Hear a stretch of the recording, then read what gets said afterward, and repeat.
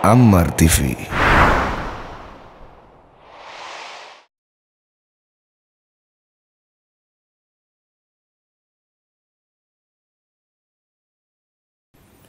Assalamualaikum warahmatullahi wabarakatuh. Innal hamdalillah nahmaduhu wa nasta'inuhu wa nastaghfiruh wa na'udzu billahi min shururi anfusina wa min sayyiati a'malina. Man yahdihillahu fala mudilla lahu wa man yudlil fala hadiya lahu. Asyhadu an la ilaha illallah wahdahu la syarika lahu wa asyhadu anna Muhammadan 'abduhu wa rasuluh. Qala Allah Ta'ala fi kitabihil karim, ya ayyuhalladzina amanu taqullaha haqqa tuqatih wa la tamutunna illa wa antum muslimun. Amma ba'd, ikhwatul Islam, a'azakumullah wa iyyakum. Alhamdulillah, kita bersyukur kepada Allah atas limpahan karunia dan nikmat yang Allah berikan kepada kita, terutama nikmat Islam dan nikmat iman. Masalah hati, masalah yang sangat penting sekali untuk kita pelajari. Kenapa demikian? Karena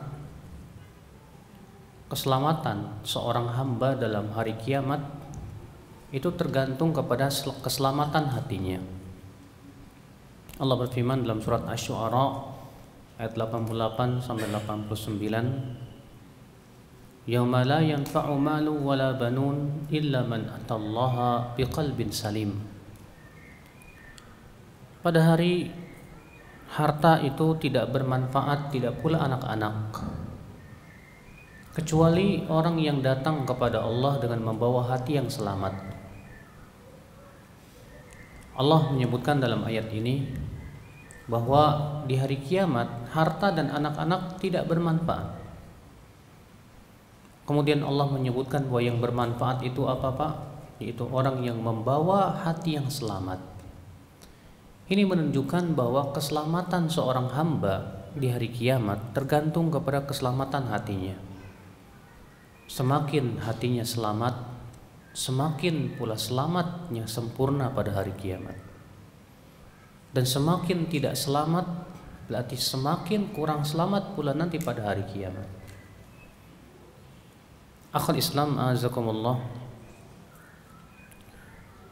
Allah Subhanahu wa taala sangat memperhatikan tentang masalah pembersihan hati ini. Dalam surat Asy-Syams ya. Di mana Allah Subhanahu wa taala bersumpah sampai 11 kali sumpah. Yang tidak pernah Allah bersumpah sebanyak itu kecuali di dalam surat Asy-Syams. Allah berfirman, wasyamsi wadduhaha wal qamari idza talaha wan nahari idza jallaha wal laili idza yaghshaha was samai wama banaha wal ardi wama tuhaha wa nafsin wama sawwaha. 11. Untuk apa Allah bersumpah? Maka Allah menyebutkan tentang jawab sumpahnya. Allah mengatakan qad aflaha man zakkaha wa qad khaba man dassaha. Sungguh telah beruntung orang yang mensucikan jiwanya, dan sungguh merugi orang yang mengotori jiwanya. Subhanallah, untuk ini Allah bersumpah sampai 11 kali. Akhul Islam, azakumullah. Betapa pentingnya kalau begitu pensucian hati itu ya akhul Islam. Bukankah diturunkannya kitab-kitab suci, diutusnya para nabi dan rasul, tiada lain adalah untuk pensucian hati? Bukankah disyariatkannya ibadah pun juga untuk mensucikan hati? Ya, Allah berfirman dalam surat Al-Baqarah ayat 21, Ya ayyuhan nas wa'budu rabbakumul ladzi khalaqakum walladzina min qablikum la'allakum tattaqun. Allah berfirman, wahai manusia, sembahlah, beribadahlah kepada Rabbmu yang telah menciptakanmu dan menciptakan orang-orang sebelum kamu, agar kamu apa? Agar kamu bertakwa. Sedangkan takwa itu tempatnya di mana, Pak? Di sini, di hati. Sebagaimana Rasulullah SAW sabda, "Ala inna taqwa hahuna, ala inna taqwa hahuna, ala inna taqwa hahuna." Ketahuilah bahwa takwa itu di sini, itu di hati. Ketahuilah bahwa takwa itu di hati. Lihat bagaimana Allah menyebutkan tentang hikmah disyariatkan puasa Ramadan. Allah berfirman, "Ya ayyuhalladzina amanu kutiba alaikumus shiyam kama kutiba alal ladzina min qablikum la'allakum tattaqun." Wahai orang-orang yang beriman, diwajibkan atas kamu berpuasa sebagaimana diwajibkan atas orang-orang sebelum kamu agar kamu apa? Agar kamu bertakwa. Ternyata ibadah baik itu sholat, puasa, zakat dan semuanya tiada lain adalah untuk membeningkan hati kita ya akhul Islam azakumullah wa iyyakum. Oleh karena itulah ya akhi, ibadah yang tidak memperbaiki hati adalah ibadah yang dimasuki oleh sesuatu. Ibadah yang tidak menyebabkan hati kita semakin khusyuk dan tunduk, itu berarti ibadah yang memberikan pertanda bahwa ibadah tersebut tidak sempurna di sisi Allah Subhanahu wa taala.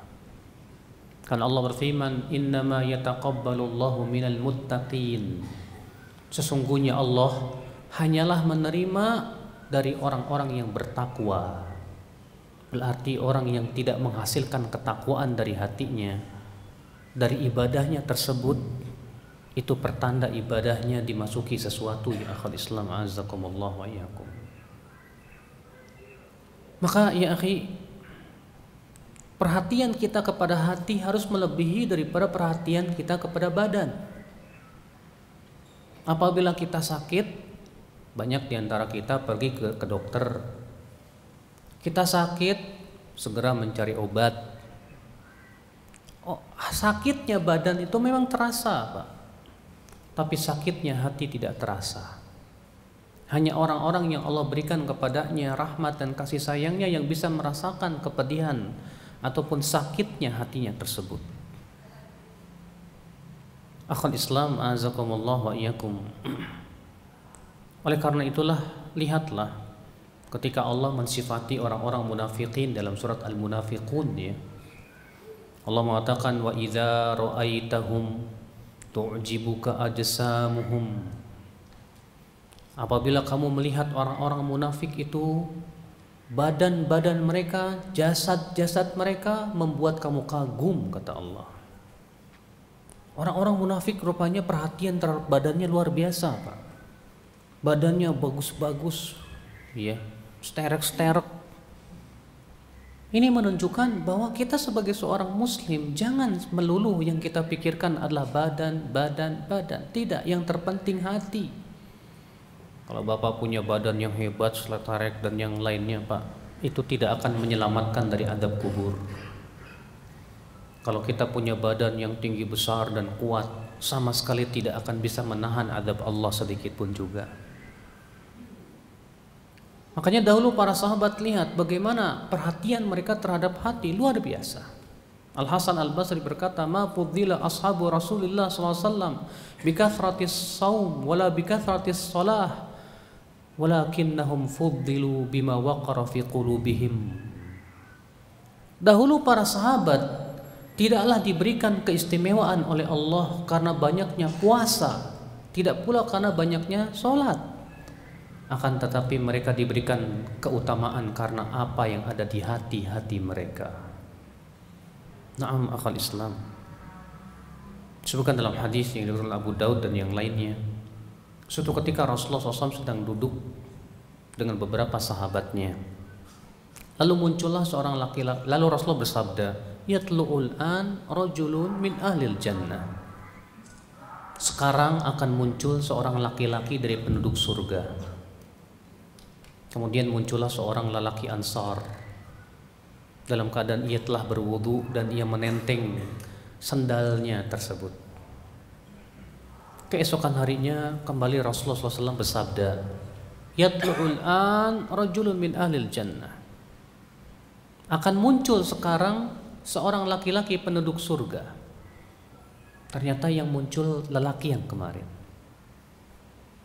Keesokan harinya Rasulullah bersabda lagi, yatlu'ul an rajulun min ahlil jannah.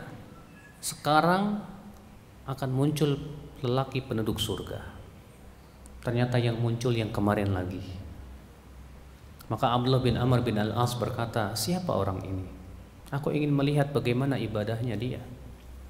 Pergilah ia ke rumah orang tersebut dan berkata, wahai fulan, aku lagi sedang bermasalah dengan ayahku. Boleh saya menginap di rumahmu 3 hari? Silakan, kata dia. Maka kemudian Abdullah bin Amr pun menginaplah di rumah orang tersebut. Tujuannya ingin melihat bagaimana ibadah orang ini. Ternyata tidak ada sesuatu yang istimewa. Setelah 3 hari lamanya Abdullah bin Amr pun berkata, hai fulan, sebetulnya aku tinggal di rumahmu itu karena aku mendengar Rasulullah 3 kali berturut-turut mengatakan bahwa engkau penduduk surga. Aku ingin tahu bagaimana ibadahmu, hai fulan. Dan ternyata aku tidak mendapatkan sesuatu yang istimewa pada dirimu. Orang ini berkata, ya, ibadahku seperti yang kamu lihat. Tidak ada kelebihan apa-apa. Kemudian beliau berkata, kecuali aku tidak pernah merasa dengki kepada siapapun juga. Masya Allah. Rupanya Pak, hatinya bening, hatinya bersih dari dengki. Padahal siapa di antara kita yang tidak pernah dengki?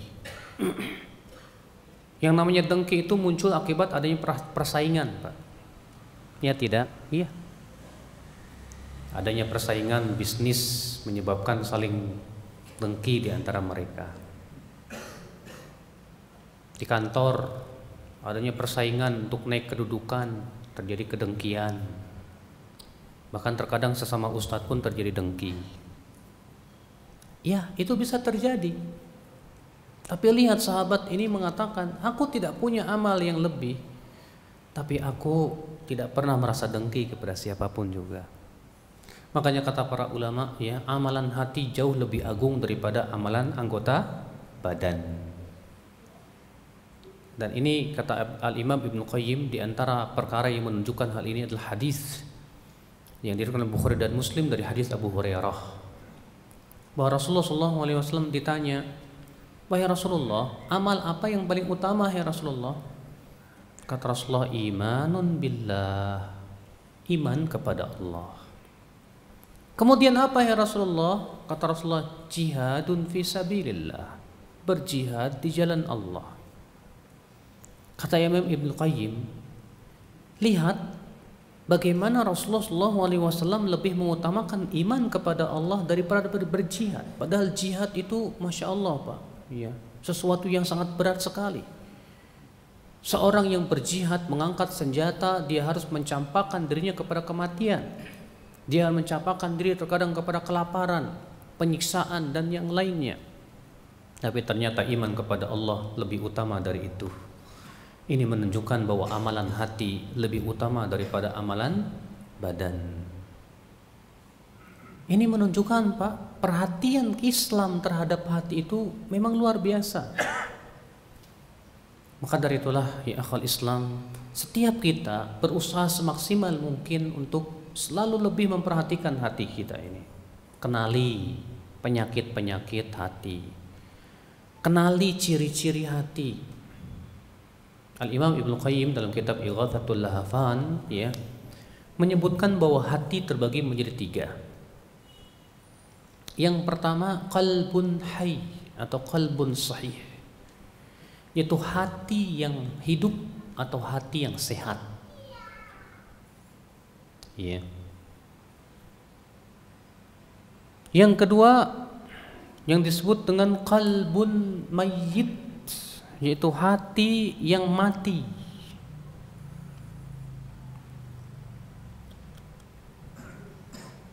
Yang ketiga yaitu qalbun marid, yaitu hati yang sakit. Ya, hati yang apa? Ya, hati yang sakit. Siapa itu hati yang sehat, Pak? Hati yang sehat itu seperti badan yang sehat. Coba Pak, kalau kita sedang sehat, penyakit yang masuk itu terasa Pak. Kalau Bapak lagi sehat, tiba-tiba flu atau pilek, rasanya gimana Pak? Pusing kepala, badan gak enak, bahkan terkadang kita merasa panas dingin, kan gitu Pak. Kenapa? Karena kita tadinya sehat. Ketika ada sakit masuk ke badan kita, langsung terasa nggak enak. Demikian pula hati yang sehat itu bisa merasakan sakitnya maksiat, Pak. Orang yang hatinya sehat, ketika ada maksiat masuk ke dalam hatinya, menyebabkan galau, ya, gelisah, tidak tenang. Berarti ini ada pertanda bahwa hatinya memang masih sehat, hatinya masih bisa, ya, merasakan adanya penyakit hati di hatinya. Akhul Islam azakumullah wa iyyakum. Maka ini hati yang sehat. Al-Imam Ibnu Qayyim rahimahullah, ya, ketika menyebutkan tentang hati yang sehat, ya, beliau mengatakan huwa qalbun, ia adalah hati yang dipenuhi dengan apa? Mencinta kepada Allah.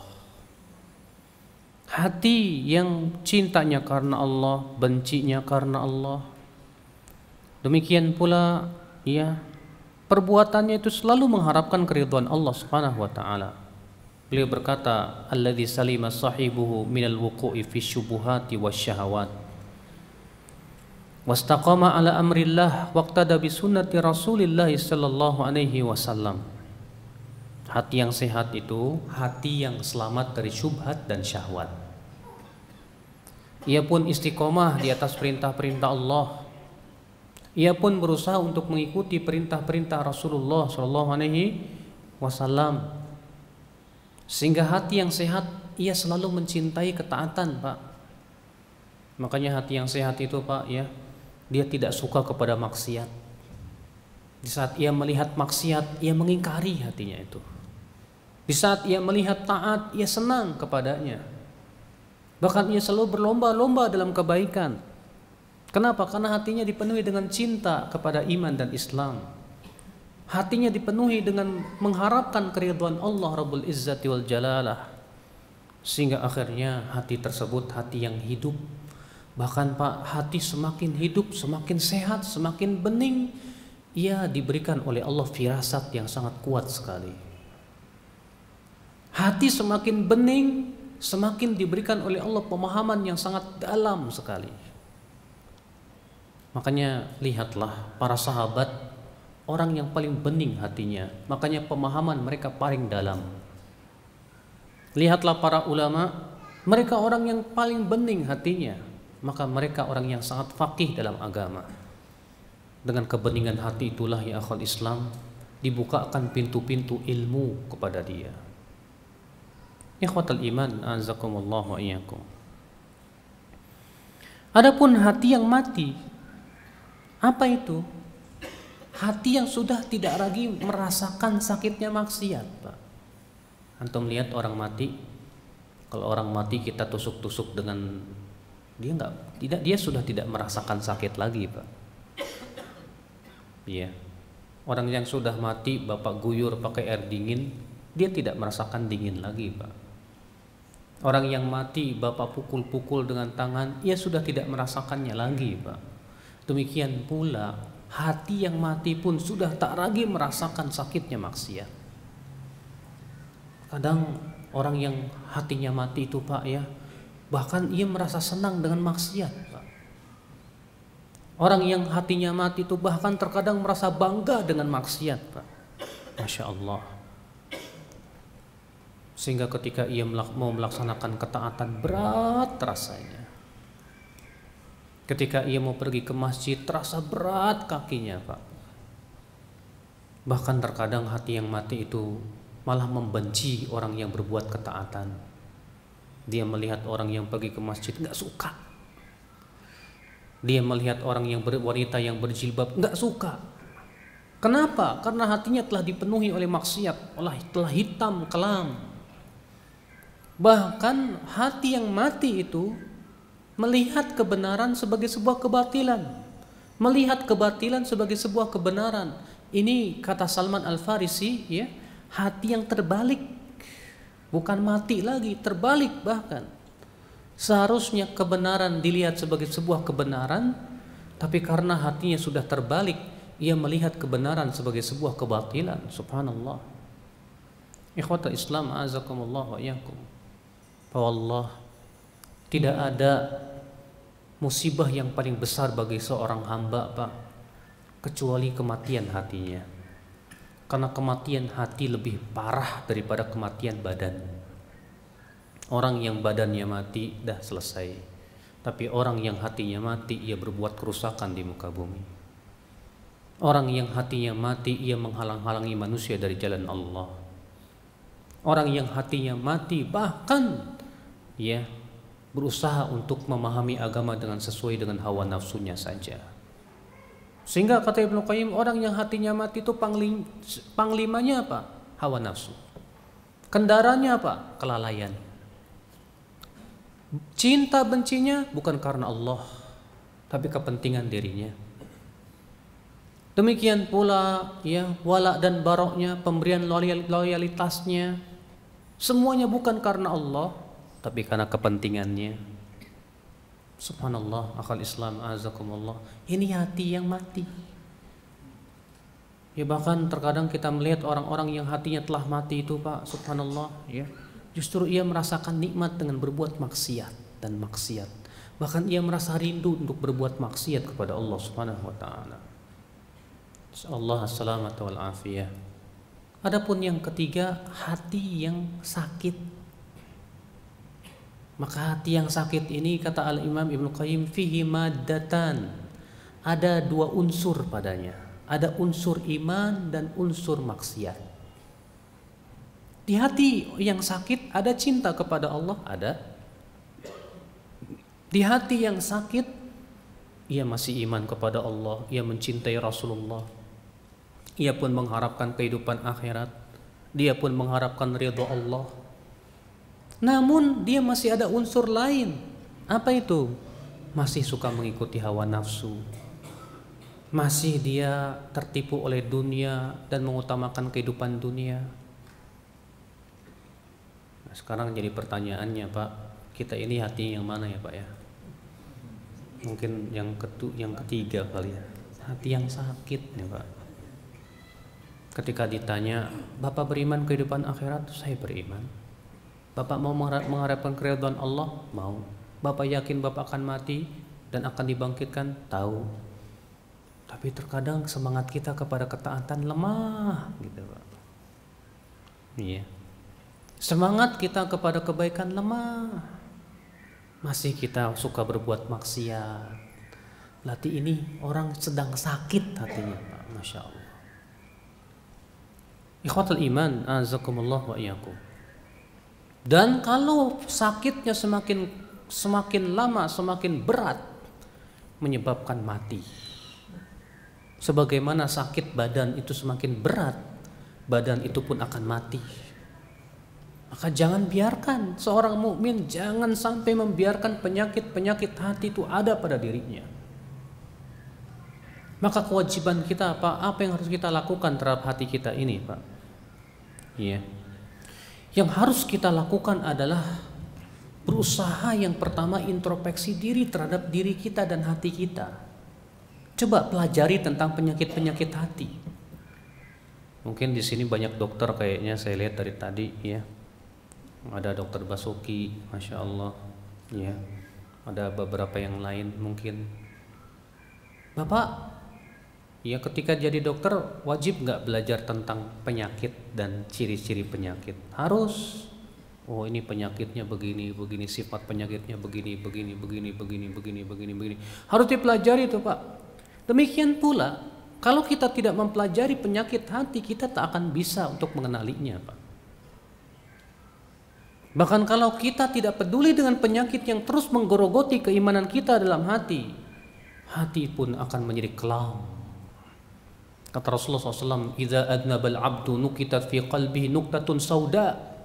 Apabila seorang hamba berbuat dosa, maka akan diberikan di hati tersebut goresan hitam. Fa in taba saqula qalbuh. Kalau ia bertaubat, menjadi bening kembali hati itu. Fa in ada zida. Apabila ia kembali kepada perbuatan dosa, akan ditambah lagi goresan-goresan hati hitam tersebut. Hatta ta'luwa qalbah. Sehingga goresan-goresan hati itu telah memenuhi ruangan-ruangan hatinya. Fadzakar ran. Itulah yang dimaksud dengan ran dalam firman Allah. Kalla bal rana ala qulubihim ma kanu yaksibun. Tidak, sekali-kali tidak. Sesungguhnya ran, goresan-goresan hitam itu telah memenuhi hati-hati mereka disebabkan oleh dosa-dosa mereka. Ikhwata Islam azakumullah wa iyyakum. Sekarang kita ingin sedikit mengenal penyakit-penyakit hati agar kita bisa mengenalinya, Bapak sekalian. Kalau ternyata itu masih ada pada diri kita, segeralah kita membersihkan diri darinya. Setelah kita mengetahui mengenal penyakit-penyakitnya, Pak, maka kita harus mencari obatnya. Dan insya Allah kita akan sebutkan obat-obatnya insya Allah. Penyakit hati itu banyak, Pak. Kita akan mulai dari yang paling kronis, yang paling berat maksudnya.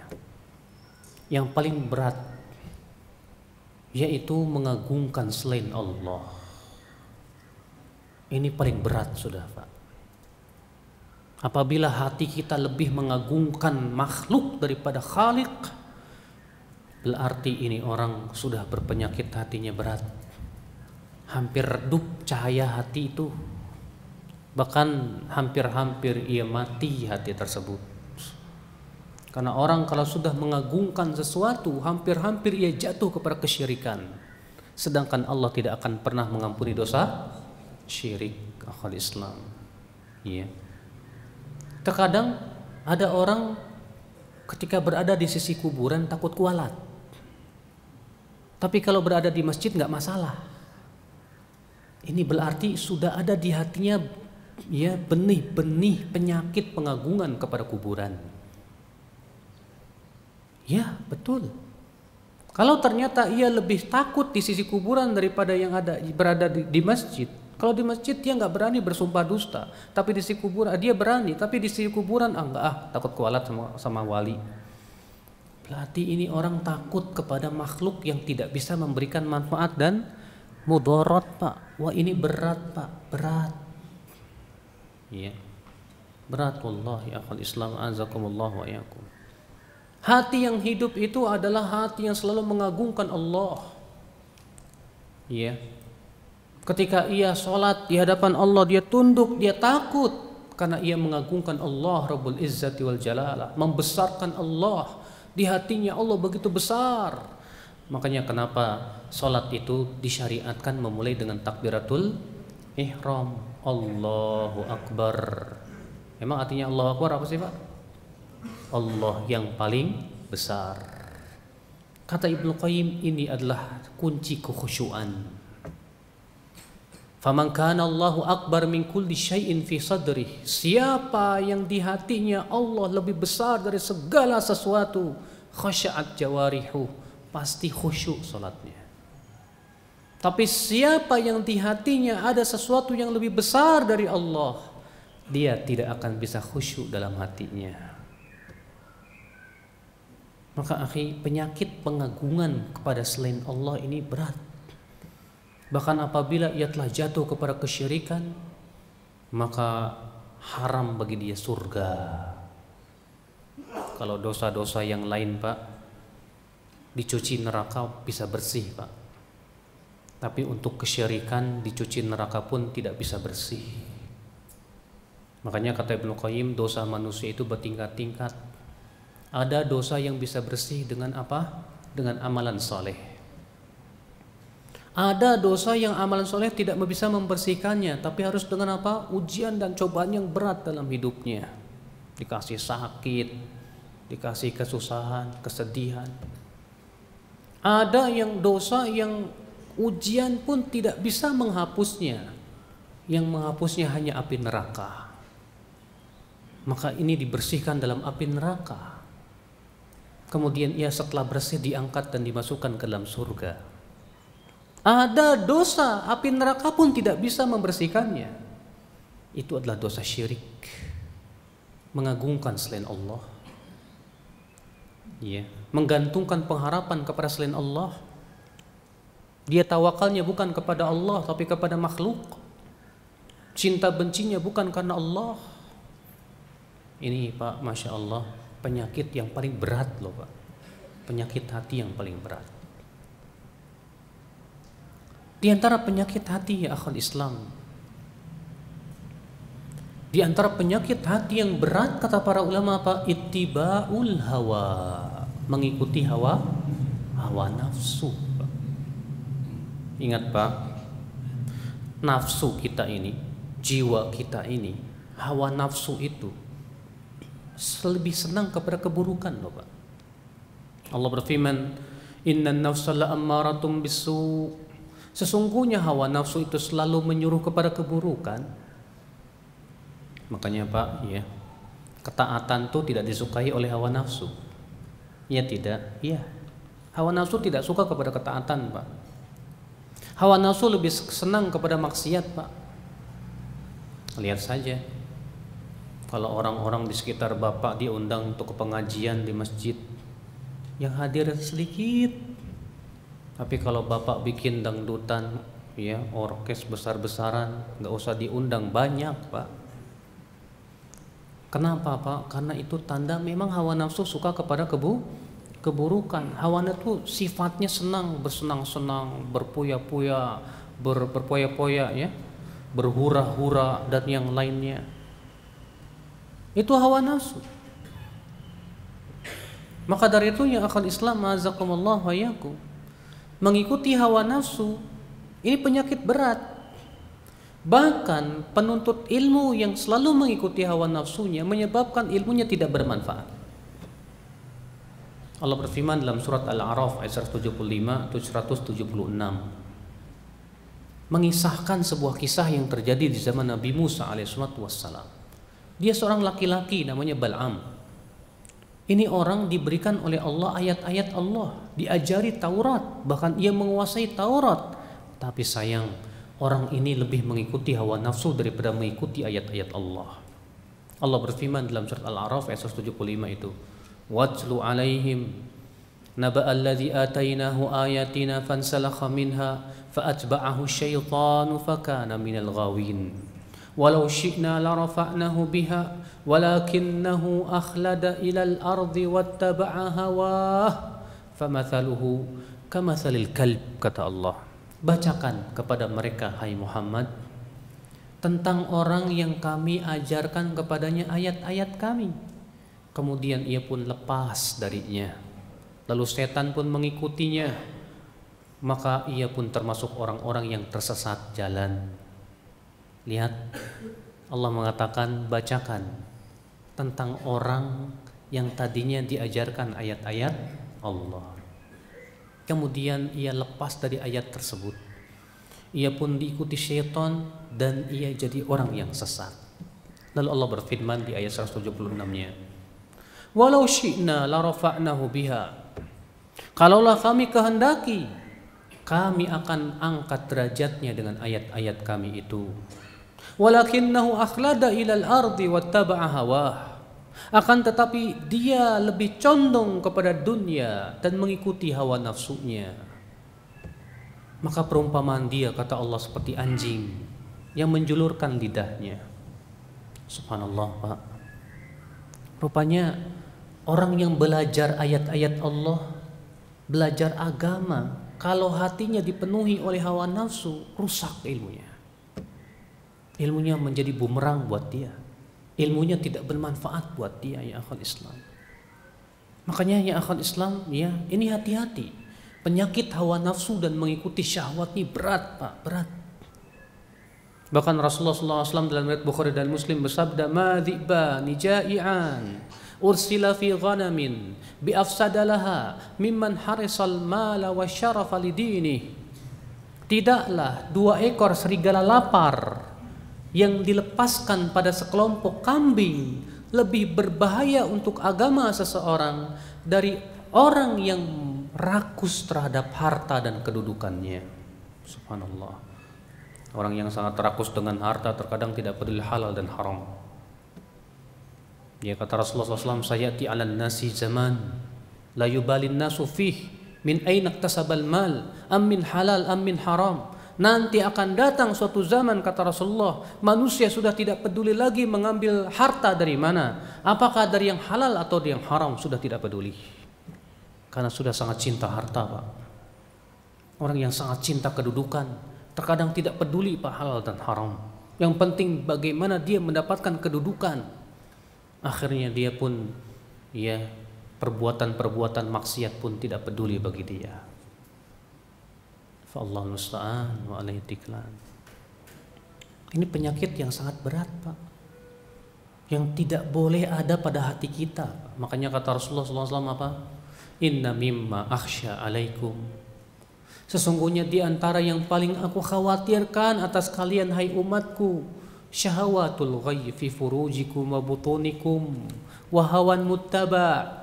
Sesungguhnya di antara perkara yang paling aku khawatirkan atas kalian hai umatku apa? Syahwat yang menyesatkan yang ada pada perut dan kemaluan kalian itu, dan hawa nafsu yang diikuti, kata beliau. Masya Allah, ya kota Islam, azakumullah wa iyyakum.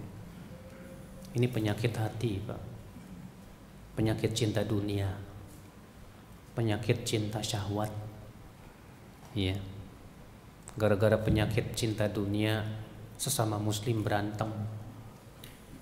Jangankan begitu, terkadang orang yang udah lama ngaji pun gara-gara dunia pecah, saling dengki dan yang lainnya. Kenapa? Penyakit hati. Iya. Kemudian akhal Islam, azakumullah wa iyyakum. Di antara penyakit hati, dan ini merupakan penyakit iblis la'anahullah.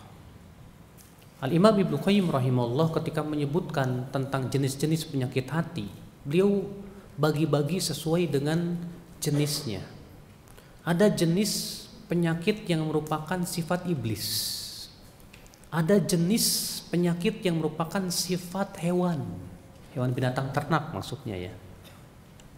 Adapun yang sifat hewan, kalau hewan biasanya apa? Rakus, ya kan?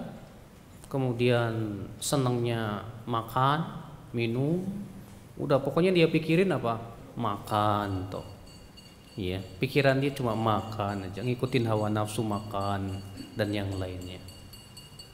Ada lagi yang merupakan sifat binatang buas. Binatang buas itu apa, Pak? Dia maunya menguasai orang lain. Itu sifat binatang buas. Keras, kasar, sangar. Ada tidak sifat seperti itu pada manusia, Pak? Ada sifat binatang buas ini. Iya. Ada lagi yang merupakan sifat iblis. Ini yang akan kita bahas. Apa sifat iblis? Sombong. Iblis sifatnya sombong dia. Allah berfirman apa? Wa idz qulna lil malaikati isjudu li adama fasajadu illa iblis aba wastakbara wa kana minal kafirin. Dan ingatlah ketika kami berkata kepada para malaikat, sujudlah kalian kepada Adam, maka mereka pun sujud semuanya kecuali iblis. Apa kata Allah? Aba wastakbar, ia pun enggan dan sombong. Masya Allah. Bapak tahu sombong itu apa, Pak? Sombong itu kata Rasulullah SAW apa? Batarul haqqi wa ghamtun nas, menolak kebenaran dan menganggap remeh manusia. Itu sombong, Pak. Ada orang merasa dirinya sudah lama ngaji, sudah banyak hafalan Quran, hafalan hadis. Pas ngelihat orang yang baru ngaji, dia remehkan, sombong. Ada orang merasa dirinya kaya raya, punya harta, segalanya ada, fasilitas lengkap, mobil mewah, rumah megah. Pas ngelihat orang miskin, dia remehkan, sombong. Ada orang diberikan oleh Allah kedudukan, Ketika ia melihat yang lebih rendah, dia remehkan, sombong. Kata Rasulullah, la yadkhulul jannah, tidak akan masuk surga orang yang ada dalam hatinya sebesar biji sawi dari apa? Kesombongan. Ingat Pak, sombong itu hanya untuk Allah saja, tidak untuk kita. Iya. Bapak sombong dengan harta, memang yang ngasih Bapak harta siapa? Allah. Itu harta yang Bapak miliki milik siapa? Allah. Tapi kalau begitu itu milik Allah yang Allah titipkan kepada Bapak. Iya enggak? Bagaimana menurut pendapat Bapak kalau ada orang sombong dengan barang titipan? Nih saya punya mobil, punya rumah, ternyata titipan orang semua. Lucu enggak apa kira-kira? Lucu banget. Kok kamu sombong dengan barang titipan sih? Ya, itu dalam kehidupan manusia. Kita juga harusnya mikir, harta kita milik Allah, rumah kita milik Allah, semua milik Allah. Allah titipkan ke kita. Ada apa kita bersombong? Tak layak bagi seorang hamba untuk bersombong, ya akhul Islam, azakumullah wa iyyakum. Ya. Ini sifat iblis, sombong. Menolak kebenaran hanya karena yang mendatangkan kebenaran itu lebih mudah dari dirinya. Karena yang mendatangkan kebenaran itu dari apa? Dari orang-orang yang dia tidak sukai. Makanya ya akhwat Islam azakumullah, ini kesombongan Pak, sombong. Apalagi penyakit iblis, ujub, merasa bangga dengan kelebihannya. Iblis tuh merasa bangga dengan kelebihannya Pak. Memang sebelum Nabi Adam diciptakan ya, iblis itu diberikan oleh Allah kelebihan. Ya, dia disuruh megang surga, memegang langit dunia. Bahkan iblis itu orang yang paling hebat ibadahnya dibandingkan malaikat yang lain. Tapi ketika Allah menciptakan Nabi Adam dan Allah lebihkan Adam dari semuanya, dengki iblis itu. Berarti ini sifat iblis juga apa itu? Dengki, Pak, dengki. Iya. Maka akhwal Islam azakumullah wa iyyakum, ujub. Iblis merasa ujub dengan bangga diri dengan kelebihannya. Sudah begitu iblis dengki kepada orang lain. Ini penyakit hati, Pak. Ketika Bapak berbangga dengan apa? Banyaknya amal. Karena Bapak rajin tahajud, karena Bapak rajin infak, karena Bapak rajin puasa Kamis dan Senin. Rupanya dia merasa bangga dengan banyaknya amal. Karena Bapak rajin haji dan Masya Allah tiap tahun mungkin umroh 2 kali 3 kali. Maka seseorang kemudian bangga dengan amalnya. Hati-hati Pak, itu termasuk ujub yang terlarang. Dan Bapak tahu, ujub itu yang menyebabkan kaum muslimin kalah di perang Hunain Pak. Iya, karena berbangga dengan jumlah yang banyak. Allah berfirman, laqad nasarakumullahu fi mawatin katsiratin wa yawma Hunain id a'jabatkum kathratukum falam tughni 'ankum syai'a. Ingatlah, sungguh Allah telah menolong kalian di tempat yang banyak dan di perang Hunain, kata Allah. Ingatlah, di saat itu kalian merasa bangga dengan jumlah kalian yang banyak.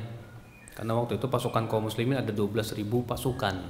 Sedangkan orang-orang kafirin Hawazin hanya 4.000. Rupanya sebagian kaum muslimin merasa kita tidak akan kalah karena jumlah kita 3 kali lipat lebih besar. Bangga dengan jumlah yang banyak. Apa yang terjadi Pak? Ya, pertama kali perang kalah kaum muslimin. Kalah.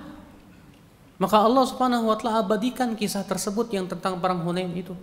Allah mengatakan, id a'jabatkum kathratukum falam tughni 'ankum syai'a wa dhaqat 'alaikumul ardu bima rahubat thumma wallaitum mudbirin.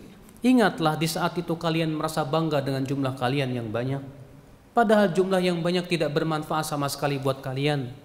Kemudian bumi yang luas itu menjadi sempit untuk kalian dan kalian pun lari tunggang langgang ke belakang.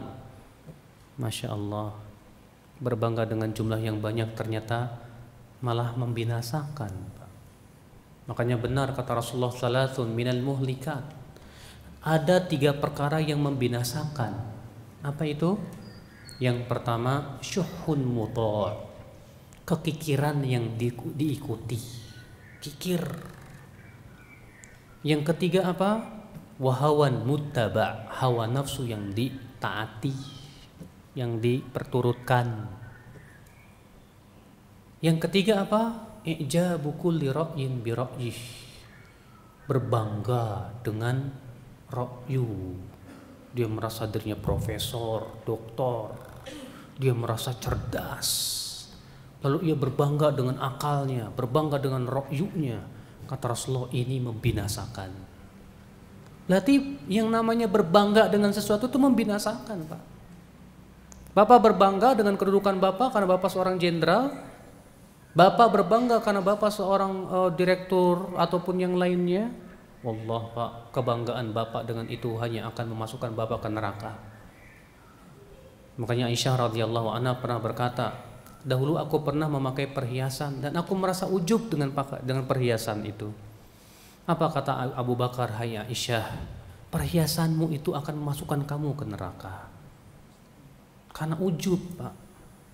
Maka sekarang kalau Bapaknya naik mobil, mobilnya Masya Allah mewah, kemudian Bapak merasa ujub dengan mobil Bapak, ketahuilah mobil Bapak itu masukkan Bapak ke neraka.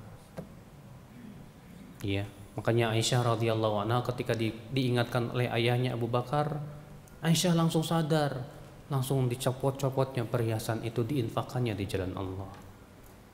Jadi kalau Bapak ya, kalau saya kok kalau bawa mobil yang ini rasanya ujub terus gimana ya? Udah jual aja, Pak. Ganti yang lain, Pak. Daripada itu mobil memasukkan Bapak ke neraka. Iya. Maka dari itulah ya akhwal Islam, kalau diinfakkan lebih bagus lagi, Pak. Iya. Maka dari itu ya akhi, ya kita harus mengenal ujub nih, jangan sampai dibiarkan ada di hati kita, merasa bangga diri gitu loh. Bangga diri dengan kelebihan kita, dengan ilmu kita, karena Bapak sudah kuasai Al-Quran, banyak hafal hadis, Bapak ujub dengan ilmu. La ilaha illallah. Ini sifat iblis, Pak, sifat iblis. Ya. Sifat orang beriman itu tawadu. Walaupun dia lebih banyak hafalannya, lebih banyak ilmunya, belum tentu lebih baik daripada orang yang tidak lebih banyak hafalannya.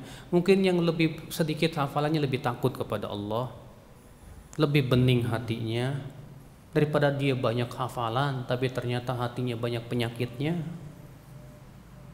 Ikhwata Islam azakumullah wa iyyakum. Maka di sini yang harus kita ingatkan, introspeksi terus hati kita ini ya. Ya, adakah sifat-sifat itu ada pada diri kita atau tidak? Ini penyakit-penyakit hati, bahaya Bapak sekalian. Ikhwatal iman azakumullah wa iyyakum. Setelah kita sedikit mengenal tentang penyakit hati, kita ingin membahas obat-obat penyakit hati. Al-Imam Ibnu Qayyim dalam kitab Ighathatul Lahfan pun menyebutkan tentang obat-obatnya. Demikian pun dalam kitab beliau Ad-Da' wad Dawa, beliau pun menyebutkan tentang obat penyakit hati. Apa itu obatnya? Yang pertama, dan ini yang paling kuat insyaallah, yaitu tadabbur Al-Quran. Karena Al-Quran itu syifa'ul lima fis sudur. Allah berfirman dalam surat Yunus ayat 57, ya. Ya ayuhan nas, qad ja'atkum mau'izatun min rabbikum wa syifa'un lima fis sudur wa hudaw wa rahmatul lil mu'minin. Wahai manusia, telah datang kepada kamu peringatan dari Rabbmu dan penyembuh apa yang ada di dadamu, dan sebagai hidayah dan rahmat untuk orang yang beriman. Di sini Allah mengatakan bahwasanya Al-Quran itu syifa. Apa itu syifa? Obat, penyembuh, Pak. Coba kita sering-sering membaca Al-Quran, mentadaburi Al-Quran, melihat penafsirannya. Dengan semakin banyak membaca Al-Quran itu, Pak, hati kita insya Allah akan bersih dari apa penyakit-penyakitnya. Makanya lihat anjuran Rasulullah untuk umatnya agar selalu membaca Al-Quran. Banyak sekali, Pak. Bahkan kata Rasulullah, man qara'a fi lailah, siapa yang satu malam saja dia membaca 10 ayat, dia tidak akan ditulis sebagai orang yang lalai. Dan siapa yang bisa membaca dalam satu malam 50 ayat saja, ia akan ditulis sebagai orang yang qanit, yang tunduk. Dan siapa yang membaca sampai 200 ayat, kutiba lahu qintaran muqantarah, maka akan dituliskan untuk dia pahala yang melimpah ruah. Lihat anjuran Rasul di sini. Bapak bisa nggak Pak 10 ayat aja semalam? Hah? Kalau Bapak baca Qul a'udzu birabbil falaq, Qul a'udzu birabbin nas, sudah berapa ayat tuh Pak ya? Berapa ayat Pak? Qul a'udzu birabbil falaq dan Qul a'udzu birabbin nas itu berapa ayat tuh? Ayo. 11. Berarti udah lebih dari 10 kan? Masa sih 10 ayat ini nggak bisa? Semalam aja Rasulullah memberikan targhib kepada kita. Bahwa Rasulullah SAW menganjurkan kita kalau bisa sebelum tidur baca surat Tabarok dan surat As-Sajdah. Bahkan kata Rasulullah, Tabarok yan najiyah, surat Tabarok itu menyelamatkan pelakunya dari adab kubur. Ya. Namun itulah Pak, terkadang lisan kita begitu berat untuk baca Quran. Kita lebih senang baca koran. Kalau baca koran, Masya Allah tiap pagi langganan. Koran Republika lah, Pos Kota lah, Kompas lah, habis semua dilalap. Tapi buat baca Quran setengah lembar aja sulitnya minta ampun. La ilaha illallah. Ya.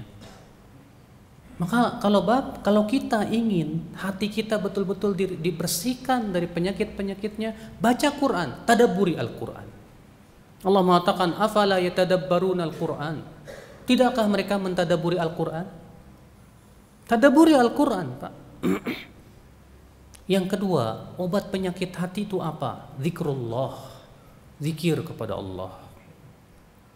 Banyak berzikir. Dan anjuran untuk berzikir dalam Al-Quran itu banyak ya.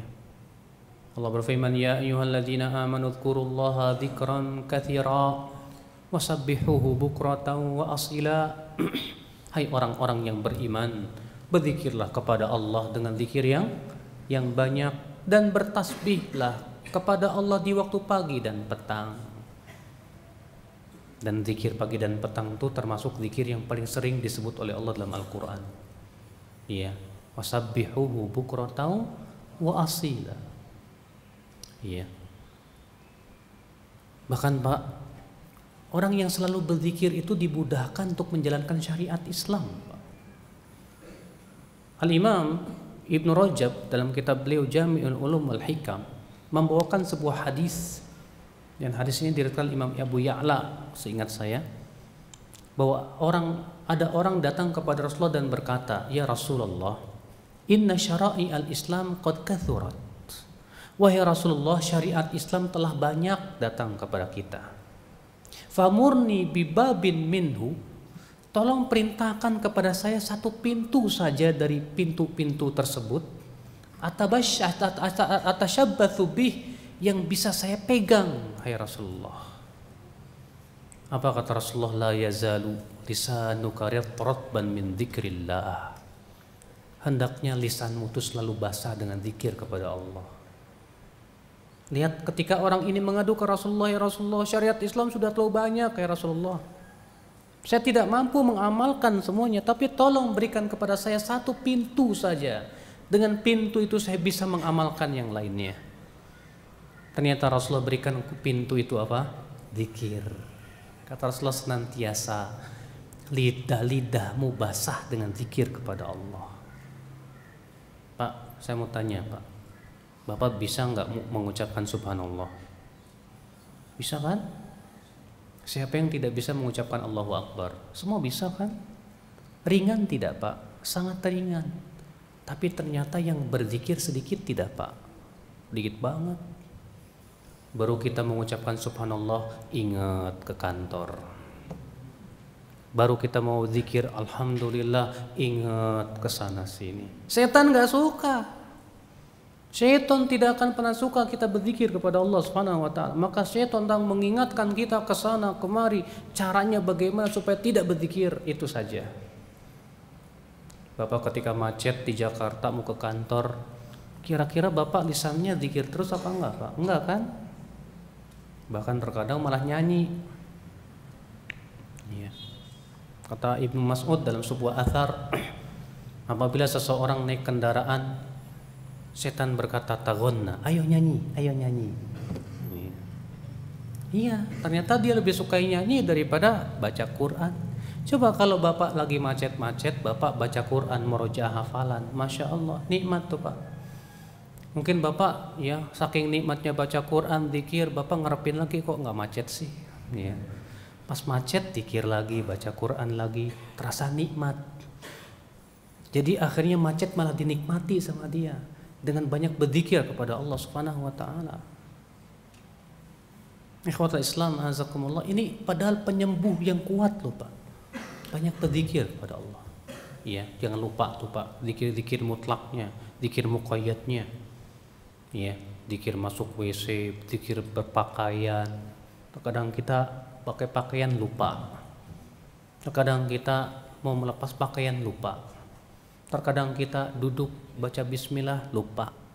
Kata Rasulullah, man qa'ada maq'adan, siapa yang duduk di suatu tempat la yadhkurullah fih, tapi ia tidak berzikir pada Allah padanya, illa kanat alaihi tirah, kecuali nanti akan menjadi kekurangan buat dia nanti pada hari kiamat. Insya'a adzabah wa insya'a ghafarah. Jika Allah kehendaki Allah adab dia, jika Allah kehendaki Allah maafkan dia. Rupanya duduknya kita nggak baca bismillah aja menjadi kekurangan pada hari kiamat. Coba kita berusaha setiap kali bapak duduk baca bismillah. Naik kendaraan jangan lupa kendaraan apa bacanya pak. Apa pak? Baca doa masuk kendaraan. Ayo. Bapak punya mobil kan? Hah? Siapa yang punya mobil? Insya Allah banyak yang punya mobil di sini. Apa doa masuk kendaraan pak? Banyak di antara kita nggak tahu. Rasulullah kalau naik onta, Rasulullah ketika meletakkan kakinya, ya mau naik baca bismillah. Setelah duduk di atas untanya beliau mengucapkan alhamdulillah. Subhanalladzi sakhkhara lana hadza wa ma kunna lahu muqrinin wa inna ila rabbina lamunqalibun. Alhamdulillah, alhamdulillah, alhamdulillah. Allahu akbar, Allahu akbar, Allahu akbar. Subhanaka rabbi dhalamtu nafsi faghfirli fa innahu la yaghfiru dzunuba illa ant. Motor sama. Saya yakin semua punya motor nih Pak. Pas naik motor baca itu. Tapi seringkali kita lupa kan. Padahal itu zikir masya Allah Pak. Ya. Maka dari itulah Bapak sekalian coba ya biasakan zikir, biasakan zikir. Itu menjadi insya Allah ya penyebab kita akan ya dibersihkan hati kita dari noda-nodanya insya Allah Pak. Ya banyak berzikir kepada Allah Subhanahu Wa Taala. Setelah sholat jangan lupa duduklah sebentar. Baca subhanallah 33 kali, alhamdulillah 33 kali, Allahu akbar 33 kali, ditutup dengan la ilaha illallah wahdahu la syarikalah, lahul mulku wa lahul hamdu wa huwa ala kulli syai'in qadir. Iya, kata Rasulullah tentang bacaan salat apa? Ajruhu kabir wa man ya'mal bihi qalil. Pahalanya besar, tapi yang mengamalkannya sedikit. Lalu ditanya kepada Rasulullah, ya Rasulullah, kenapa yang mengamalkannya sedikit? Seseorang setelah sholat ingat sesuatu, pergilah ia, akhirnya dia tidak berzikir lagi kepada Allah. Ya, apalagi zikir tidur, wah itu paling susah. Baru baca bismika Allahumma aja udah hilang. Ya. Ikhwatul Islam azakumullah wa iyyakum.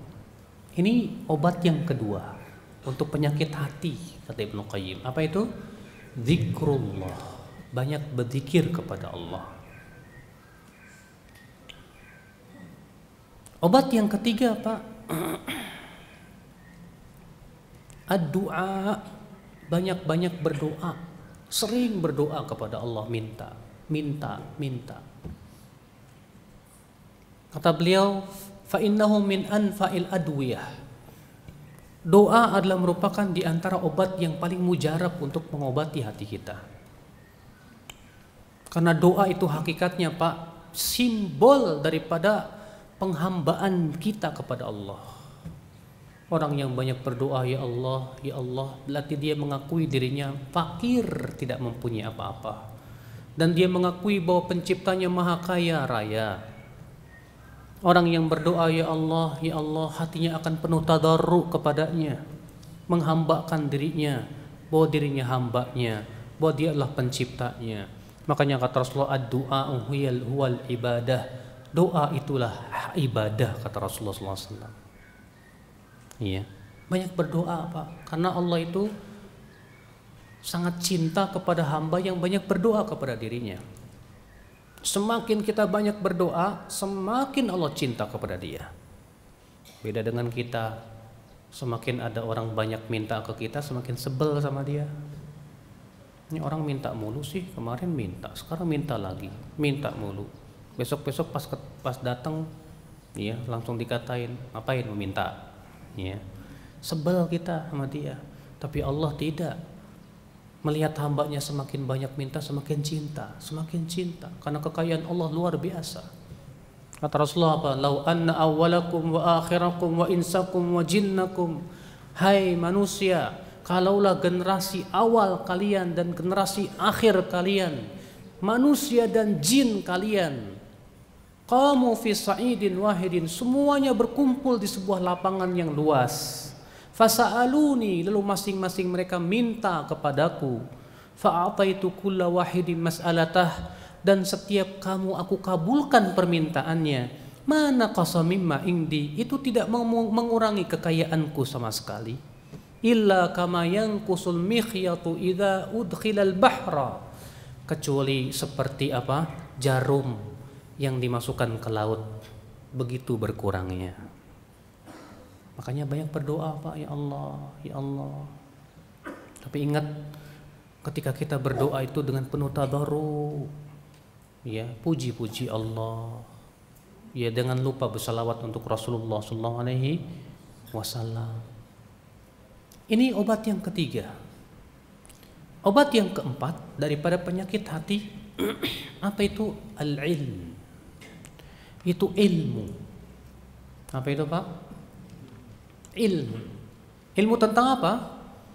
Tentang Al-Quran dan hadis. Ini bermanfaat sekali insya Allah. Bapak menuntut ilmu, duduk di majlis ta'lim, mengenal tentang halal dan haram. Bapak menuntut ilmu, mengenal tentang khutuwatus syaitan, langkah-langkah syaitan. Bapak menuntut ilmu, mengenal tentang hati, mengenal tentang apa? Ya penyakit-penyakitnya. Wallah, itu sesuatu yang sangat bermanfaat untuk hati kita insya Allah. Ya. Bahkan ya dengan ilmu kita tahu, wah ini saya sudah kemasukan sombong ini dengan ilmu Pak. Wah saya kok tadi meremehkan teman saya ya, astagfirullahaladzim, saya sombong. Dari mana kita tahu? Kita bisa mendeteksi karena kita punya ilmunya. Tapi kalau kita tidak punya ilmunya, kita tidak bisa mendeteksi penyakit hati yang masuk ke dalam hati kita ya Islam. Saya kok kenapa ya kalau disebutin nama si fulan saya panas rasanya sama dia. Wah, astagfirullahaladzim, dengki nih hati saya nih. Karena tanda dengki begitu biasanya. Ya, ketika nama orang yang kita dengki disebutin, hati kita panas, nggak suka, kesel gitu. Ya panas karena dia saingan saya. Kata para ulama, ini tanda dengki. Cepat-cepat obatin. Caranya gimana? Doain dia. Ya Allah, semoga engkau rahmati dia, semoga engkau ampuni dosa dia. Dengan cara mendoakan dia, insya Allah hilang tuh Pak kedengkian di hati kita. Iya. Nah demikian Pak. Saya ini kok kalau dikasih iming-imingan dunia semangat banget, tapi kalau diiming-imingi pahala akhirat kurang. Kenapa ya? Kalau ngedengar tentang hadis keutamaan sholat berjamaah lebih baik daripada sholat sendirian 27 kali lipat, kok hati saya nggak bergerak. Tapi kalau dibilang siapa yang sholat dapat kijang Innova, kok saya semangat ya? Kenapa ya? Ini berarti orang masih cinta dunia Pak. Seakan dunia itu segalanya. Buktinya apa? Kalau dikasih iming-imingan akhirat nggak tergerak. Seakan akhirat itu hanyalah bualan. Seakan-akan akhirat itu hanyalah apa? Cerita-cerita orang-orang terdahulu. Tapi kenapa ketika diberikan imingan dunia kalau kita baru semangat, seakan-akan dunia itu lebih utama daripada akhirat? Ini berarti ada penyakit hati di hati kita. Penyakit hati itu. Iya. Masya Allah, akhwal Islam, azakumullah wa iyyakum. Maka dari itu Pak, ini adalah obat-obat hati. 4 obat yang sangat bermanfaat insya Allah. Iya. Yang pertama Al-Quran, yang kedua zikrullah, yang ketiga apa? Doa, yang keempat ilmu. Maka dengan 4 perkara ini insya Allah hati kita akan menjadi hidup. Kemudian Pak, ada sebuah perkataan Al-Imam Ibnu Qayyim yang sangat bagus sekali. Beliau berkata dalam kitab Ighathatul Lahfan, ketahuilah bahwa kesehatan hati itu tidak ada bedanya dengan badan manusia. Manusia, kata beliau, untuk memelihara kesehatannya supaya badannya itu sehat, butuh kepada 3 perkara. Dan ini yang ditunjukkan oleh dalil-dalil syariat. Apa itu? Yang pertama, harus menjaga stamina atau kekuatan tubuh. Tubuh kita Pak, kalau tidak dijaga staminanya, kalau dia lemah cepat kena penyakit. Kalau tubuh kita lagi lemah ya, cepat terserang penyakit. Misalnya kurang tidur, kurang istirahat, kurang makan, kan lemah. Kalau sudah lemah itu penyakit masuk pun mudah. Maka jadi dalam Islam kan orang yang berpuasa kemudian sakit boleh berbuka enggak? Boleh. Karena tubuh kita ini sedang sibuk melawan penyakit sehingga butuh nutrisi. Maka silakan Anda berbuka, tapi diqadha nanti setelah sehat. Iya. Kenapa? Tujuannya untuk menjaga stamina, kekuatan badan tubuh kita. Iya. Yang kedua, kata Imam Ibnu Qayyim rahimahullah apa? Jangan mengkonsumsi makanan yang bisa merusak tubuh. Makanya kan Allah mengharamkan racun. Kenapa? Racun merusak. Allah mengharamkan arak. Kenapa? Arak merusak. Allah mengharamkan semua yang sifatnya merusak tubuh kita, yang berbahaya untuk tubuh kita, diharamkan oleh Allah Subhanahu wa taala. Kata Rasulullah, la dharar wala dhirar. Tidak boleh melakukan sesuatu yang berbahaya dan tidak boleh menolak bahaya dengan bahaya. Maka semua yang bisa membahayakan tubuh kita diharamkan oleh syariat Islam. Maka jangan mengkonsumsi makanan yang bisa menyebabkan kita sakit. Iya. Yang ketiga apa Pak? Kalau penyakit itu masuk ke tubuh kita, hendaknya kita keluarkan. Makanya Rasulullah mensyariatkan untuk apa Pak? Untuk berbekam, untuk mengeluarkan darah-darah yang kotor, yang bergejolak. Juga Rasulullah mensyariatkan umatnya untuk memuntahkan. Iya. Rasulullah SAW biasanya muntah. Iya. Kata Ibnu Qayyim sebulan tuh bisa 2 kali. Ternyata itu bermanfaat. Di antara cara mengeluarkannya juga dengan cara mencret, dikuran dari bawah. Makanya orang yang keracunan biasanya mencret tuh Pak. Keluar. Untuk mengeluarkan apa? Racun. Kalau ada orang yang jahat, pas dia dikasih racun, kan mencret, kasih supaya racunnya nggak keluar. Kasih apa gitu, diatap kayak apa kayak, kan berhenti, racunnya mati dia. Itu orang jahat tuh Pak. Iya. Maka biasanya tubuh kita untuk mengeluarkan racun biasanya mengeluarkan dari bawah. Demikian pula hati sama, kata beliau. Menjaga stamina hati, kekuatan hati dan iman, apa itu Pak? Amal saleh. Amalan saleh itu bisa menjaga stamina hati kita Pak. Ia beramal saleh dengan puasa, dengan baca Quran, dengan zikir, dengan sholat, dengan yang lainnya. Amalan saleh itu bisa menjaga kekuatan hati Pak. Yang kedua, jangan mengkonsumsi apa? Sesuatu yang bisa merusak hati. Apa itu? Maksiat. Maksiat bisa merusak hati, melemahkan hati bahkan. Iya. Yang ketiga, kalau maksiat telah masuk ke tubuh, ke hati kita, segera kita bersihkan dengan istighfar dan taubat kepada Allah Subhanahu wa taala. Maka apabila 3 perkara ini ada Pak, iya, yang pertama apa? Menjaga kekuatan hati dengan beramal saleh. Yang kedua apa Pak? Tidak mengkonsumsi sesuatu yang merusak hati berupa maksiat ataupun pemikiran-pemikiran yang menyesatkan. Yang ketiga Pak, mengeluarkan penyakit hati dengan cara banyak istighfar dan taubat. Maka Ibnu Qayyim, siapa yang menjaga 3 perkara ini dia akan sehat hatinya biidznillah, insyaallah. Allahu a'lam. Kita sekarang menuju tanya jawab.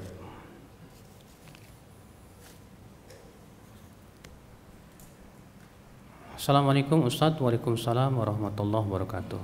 Doa syirik tidak akan diampuni Allah. Bukankah Allah Maha Pengampun? Iya, kalau dia taubat. Kalau nggak taubat, ya. Kalau nggak taubat Allah tidak ampuni. Tapi kalau dia taubat Allah ampuni. Makanya Allah Ta'ala berfirman apa dalam hadis qudsi diriwayatkan oleh Tirmidzi, dan Tirmidzi berkata hadis ini hasan sahih. Ya ibna Adam, lau balaghat dhunubuka ananas sama, thumma astaghfartani ghafartu lak. Wahai anak Adam, kalaulah dosamu itu memenuhi awang-awang di langit, kemudian kamu minta ampun kepadaku, pasti aku ampuni dosamu. Ya, dosa syirik, wah besar sekali Pak. Tapi kalau ia taubat diampuni oleh Allah. Makanya kan dahulu para sahabat tadinya orang-orang yang berbuat syirik tidak. Dia berbuat syirik, taubat kepada Allah, masuk Islam, dia pun mentauhidkan Allah, Allah terima taubat mereka. Yang bahaya itu orang yang wafat di atas syirik. Ini yang bahaya Pak. Ya.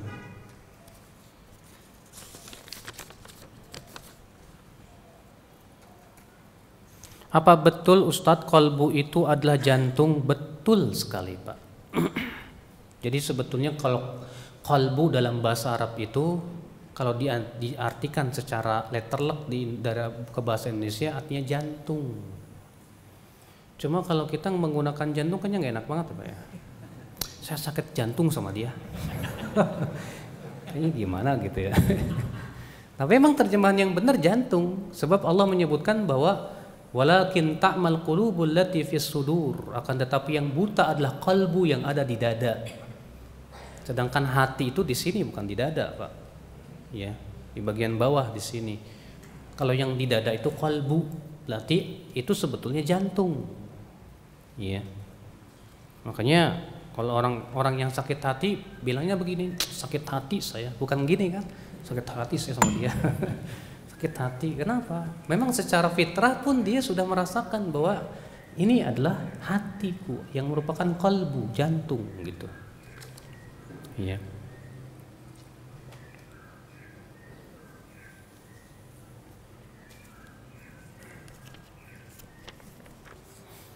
Pada zikir pagi, kalau kita ada sesuatu hal yang mendesak, zikir apa yang lebih singkat di pagi hari? Pak, kalau kita tidak sempat berzikir di waktu pagi karena ada keperluan, pilihlah yang paling bagus. Dalam riwayat Imam Al-Hakim dalam Mustadraknya adalah Rasulullah SAW suatu pagi setelah sholat subuh pulang langsung ke rumahnya, yaitu istrinya yang bernama Sofiyah. Didapati Sofiyah sedang berzikir kepada Allah. Lalu Rasulullah pun izin untuk pergi karena ada keperluan. Pergilah Rasulullah SAW untuk keperluan dan baru pulang ketika siang hari. Ketika pulang ke rumah Sofiyah, ternyata Sofiyah masih berzikir. Kata Rasulullah, "Hai Sofiyah, kamu masih berzikir dari semenjak pagi tadi?" "Iya ya Rasulullah." Kata Rasulullah, "Akan tetapi aku mengucapkan ucapan itu lebih baik daripada apa yang kamu ucapkan dari pagi." Kata Sofiyah, "Apa itu hai Rasulullah?" Kata Rasulullah, "Aku mengucapkan subhanallah wa bihamdih adada khalqih wa ridha nafsih wa zinata arsyih wa midada kalimatih." Hai Sofiyah, kalaulah, ya 3 kali maksudnya, kalaulah ucapkanku ini ditimbang dengan zikirmu yang kamu ucapkan dari pagi, niscaya akan lebih berat ucapanku. Jadi kalau kita nggak sempat ya, karena cepat-cepat, karena ada kesibukan dan yang lainnya, coba pilih yang paling bagus. Ini yang dipilih Rasulullah. Subhanallah wa bihamdi adada khalqih wa ridha nafsih wa zinata arsyih wa midada kalimatih. Kenapa sih kok itu yang dipilih oleh Rasulullah? Karena maknanya luar biasa Pak. Maha suci Allah dengan memujinya, sebanyak makhluk-makhluknya. Masya Allah, berarti kita memuji Allah sebanyak makhluk-makhluknya, seberat arasnya. Bagaimana beratnya aras? Ya. Wa zinata arsy wa midada kalimati, dan sebanyak tinta-tinta kalimatnya. Itu menunjukkan betapa agungnya doa ini, ya, zikir ini.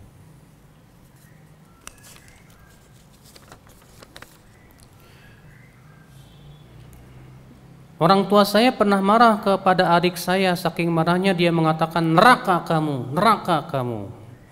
Saat ini adik saya sudah mengikuti keinginan orang tua dan sudah menikah. Namun sampai saat ini kehidupan adik saya selalu sedih, tidak bahagia.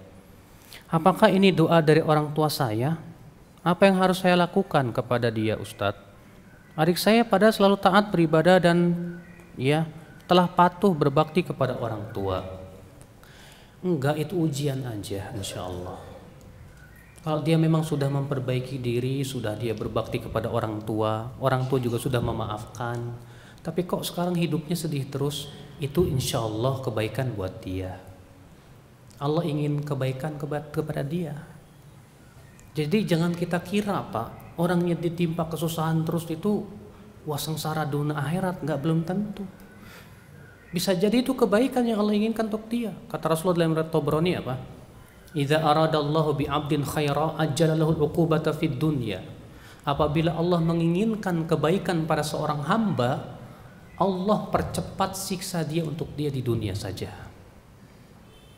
Wa idza aradallahu bi 'abdin syarra, tapi apabila Allah menginginkan keburukan kepada seorang hamba, amsaka bi dzambih, Allah biarkan ia bergelimang dengan dosanya. Hatta yuwafiyahu yaumal qiyamah, sampai Allah berikan siksanya semuanya di akhirat. Nah, yang bahaya itu justru itu. Habis berbuat dosa kok tambah nikmat. Bahaya itu, Pak. Saya kok tambah banyak berbuat maksiat, tambah banyak rezeki saya. Jangan-jangan Allah ridho sama saya. Hati-hati, Pak. Kata Rasulullah, apa? Idza aradallah, idza ra'aitallaha a'ta lil 'abdi ma ahabba minad dunya fa inna ma huwa istidraj. Apabila kamu melihat Allah memberi kepada hamba apa yang dia mau dari kehidupan dunianya, wa huwa muqimun ala ma'siyati, sementara dia terus-menerus berbuat dosa, maka ketahuilah itu sedang diulur oleh Allah agar lebih keras siksaannya. Hati-hati, Pak, ya. Jadi kalau kita dikasih nikmat, kita jadi mikir, saya dikasih nikmat karena apa ya? Jangan-jangan karena maksiat saya. Kalau maksiat, istighfar segala kepada Allah. Kalau ternyata saya dikasih nikmat kok setelah berbuat taat kembali kepada Allah, alhamdulillah, mudah-mudahan itu tanda keberkahan. Iya.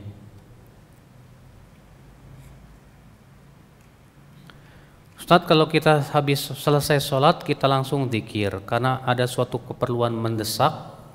Setelah itu kita lanjutkan lagi zikirnya, boleh? Enggak apa-apa. Ya. Kita membaca surat Al-Mulk disunnahkan pada waktu malam, pagi atau siang ya Ustadz? Oh, yang jelas, Pak, Rasulullah SAW biasanya membaca itu di waktu malam, sebelum tidur beliau. Ya, beliau membaca surat Al-Mulk dan surat As-Sajdah. Namun kalau kita memperbanyak membaca surat Al-Mulk kapan saja dan mempelajarinya, ini sangat bagus. Kenapa? Karena Rasulullah menyebutkan tadi bahwa surat Al-Mulk itu mencegah pelakunya dari adab kubur. Ya, maka kita dengan mempelajarinya, mentadaburinya, membaca tafsirnya, kita menghafalkannya, itu insya Allah, Pak, menyebabkan kita selamat di dalam kubur kita, insya Allah. Ustadz, dzikir apa sih yang paling bagus untuk menghilangkan rasa malas?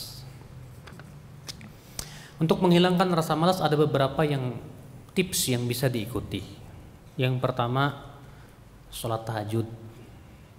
Sebutkan dalam hadis, idza nama ahadukum fa inna syaitan yaqidu ala qafiyati ra'si ahadikum thalatha uqadin. Apabila seseorang tidur, setan mengikat di kepalanya 3 kali ikatan. Setiap ikatan itu ada buhulnya dan ditiup oleh setan. 6. Tidur kamu. Ya, fa innal lail tawil, malam masih panjang. Kalau dia bangun dan berzikir kepada Allah, inhalat uqdah, terlepas satu ikatan. Dan bila ia berwudu, inhalat uqdah, terlepas satu ikatan lagi. Dan bila ia sholat, terlepas lagi satu ikatan, semua ikatan. Fa asbaha nasyitan thayyiban nafs, di waktu pagi ia akan semangat dan jiwanya baik. Wa illa, dan jika tidak demikian, asbah khabithan nafsi kaslan, di waktu pagi malas dan buruk jiwanya. Makanya sholat tahajud itu insya Allah Pak, salah satu tips untuk menghilangkan apa? Kemalasan. Yang kedua, jangan lupa membaca zikir pagi petang. Karena di antara zikir pagi petang Rasulullah berzikir apa? Asbahna wa asbahal mulku lillah walhamdulillah la ilaha illallah wahdahu la syarikalah lahul mulku wa lahul hamdu wa huwa ala kulli syai'in qadir. Rabbi as'aluka khaira ma fi hadzal yaum wa khaira ma ba'dah wa a'udzu bika min syarri ma fi hadzal yaum wa syarri ma ba'dah. Rabbi a'udzu bika minal kasal wa su'il kibar. Rabbi a'udzu bika min adzabin fin nar wa adzabin fil qabr. Rasulullah di waktu pagi mengucapkan asbahna, kami di waktu pagi, dan kami ya di waktu pagi ini dalam keadaan kerajaan semuanya milik Allah. Tidak ada ilah yang berhak disembah kecuali Dia saja. Tidak ada sekutu baginya. Wahai Rabb kami, aku mohon kepada Engkau kebaikan di hari ini dan kebaikan setelahnya. Dan aku berlindung kepadamu dari keburukan hari ini dan keburukan setelahnya. Wahai Rabbku, aku berlindung kepada Engkau dari kemalasan dan kembali tua yang pikun. Ya, dikembalikan kepada tua yang pikun. Ya. Wahai Rabb kami, aku berlindung kepada Engkau dari azab kubur dan azab neraka. Ini Rasulullah ucapkan pagi dan petang loh Pak. Maka insya Allah dengan itu hilang kemalasan. Yang ketiga, lawan. Kalau kita malas jangan diikuti, segera lawan. Ya, pas kita mau baca Quran kok malas, lawan. Ya. Sebab di awal-awal memang malas kok, kayaknya berat ya. Paksakan. Insya Allah Pak, setelah satu lembar hilang kemalasan itu. Ketika kita mau berbuat kebaikan kok malas ya, paksakan. Ini namanya jihad melawan hawa nafsu Pak. Jangan biarkan kemalasan itu. Mau pergi ke masjid malas, paksakan. Sebab kalau jiwa kita tidak dipaksa, ia lebih senang kepada kemalasan. Memang sifat jiwa itu begitu, senangnya apa? Leha, bersenang-senang, berenak-enak, itu sifat jiwa. Maka kita jangan membiarkan. Ya. Yang keempat, jangan berteman dengan orang-orang pemalas. Kalau antum punya teman pemalas semua, udah antum malas juga. Tapi bertemanlah dengan orang-orang yang rajin, yang masya Allah semangat dalam hidupnya. Maka yang seperti ini bisa kita tiru insya Allah. Ya. Ingat, seorang muslim bukan pemalas Pak. Kata Rasulullah apa? Ihris ala ma yanfa'uk wasta'in billah wala ta'jaz. Semangat kamu dalam perkara yang bermanfaat untuk dirimu. Minta tolong kepada Allah, jangan lemah, jangan malas. Seorang mukmin selalu semangat dalam hidupnya. Semangat dalam berbagai macam sesuatu yang sifatnya manfaat, semangat cari nafkah, semangat ibadah. Selalu itu seorang mukmin. Adapun yang malas-malesan, mau ini malas, itu malas. Ini orang mendingan mati kayaknya. Apa manfaatnya hidup dengan kemalasan, Pak? Ya, tidak ada manfaatnya.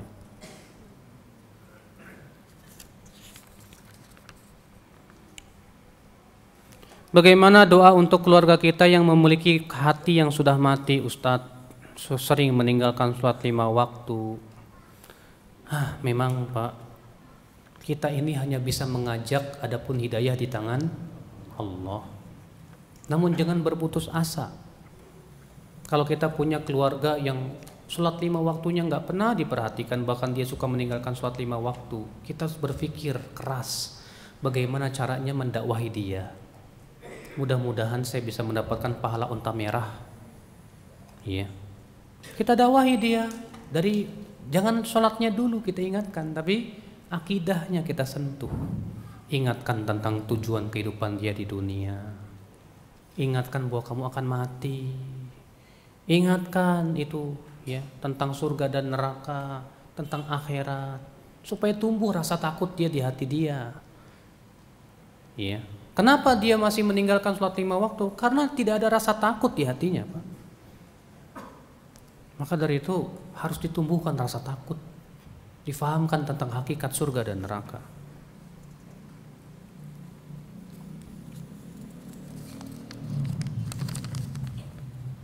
Sifat sensitif apakah termasuk penyakit hati, Ustadz?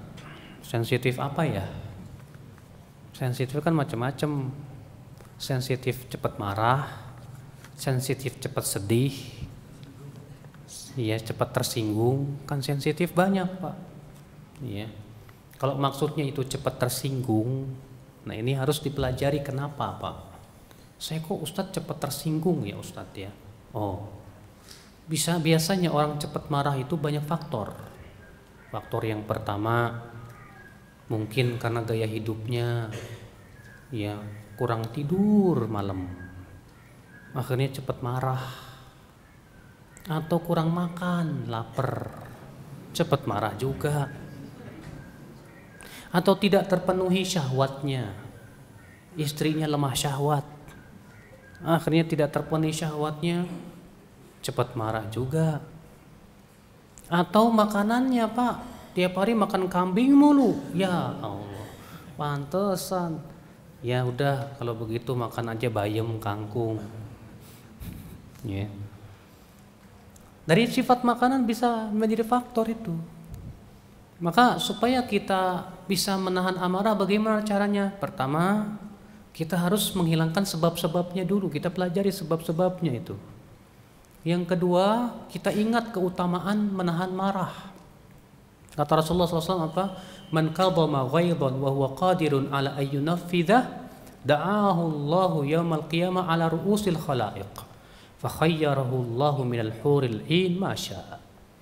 Siapa yang mampu menahan amarahnya sementara ia mampu untuk menjalankan amarahnya itu, maka pada hari kiamat Allah panggil dia di hadapan seluruh manusia. Lalu ia diperintahkan untuk memilih dari bidadari surga yang ia mau. Kata Rasulullah SAW, laisa syadidu bisur'ah. Bukanlah orang yang kuat itu orang yang bisa mengalahkan orang dalam pergulatan. Wa innama syadid alladhi yamliku nafsahu indal ghadab. Tapi orang yang kuat itu yang bisa menahan dirinya di saat marah. Nah, ketika dia ingat tentang keutamaan-keutamaan ini, insya Allah Pak, dia bisa. Ya. Makanya ada seorang laki-laki datang ke Rasulullah, ya Rasulullah, awsini, berikan saya wasiat ya Rasulullah. Kata Rasulullah, jangan marah. Berikan saya wasiat yang lain ya Rasulullah, jangan marah. Berikan saya wasiat lagi ya Rasulullah, jangan marah. Terus dia mengulangi lagi, Rasulullah ulangi lagi. Kenapa? Karena penyakit dia paling berat ini nih, suka marah. Ya. Makanya kita dengan cara seperti itu insya Allah Pak. Di saat kita marah segera kita ucapkan a'udzubillahi minasyaitonirrajim. Kata Rasulullah waktu itu melihat ada dua sahabat yang sedang berantem. Salah satunya sangat marah. Kata Rasulullah apa? Inilah a'lam kalimatan law qalaha la dhahaba anhu ma yajid. Aku tahu sebuah kalimat kalau ia ucapkan insya Allah hilang kemarahannya. Apa itu? A'udzubillahi minasyaitonirrajim. Kalau tidak hilang, berubah sikap. Tadinya berdiri, duduk, kalau enggak berbaring, berwudu, sholat sana, supaya hilang, Pak. Jangan diperturutkan kemarahan tuh, Pak. Enggak ada manfaatnya, wallah. Iya. Sekarang kalau misalnya antum marah, lalu antum babet sana sini, kira-kira menyelesaikan permasalahan enggak, Pak? Enggak. Bahkan tambah runyem tuh masalah. Antum marah sama istri, antum tampar dia. Ya, apa kira-kira istri jadi baik setelah itu? Belum tentu. Bahkan mungkin istri semakin menjadi-jadi sama antum. Maka kemarahan bukan solusi. Bolehkah kita berprasangka kepada Allah bahwa kita merasa hidup kita merupakan istidraj, Ustadz?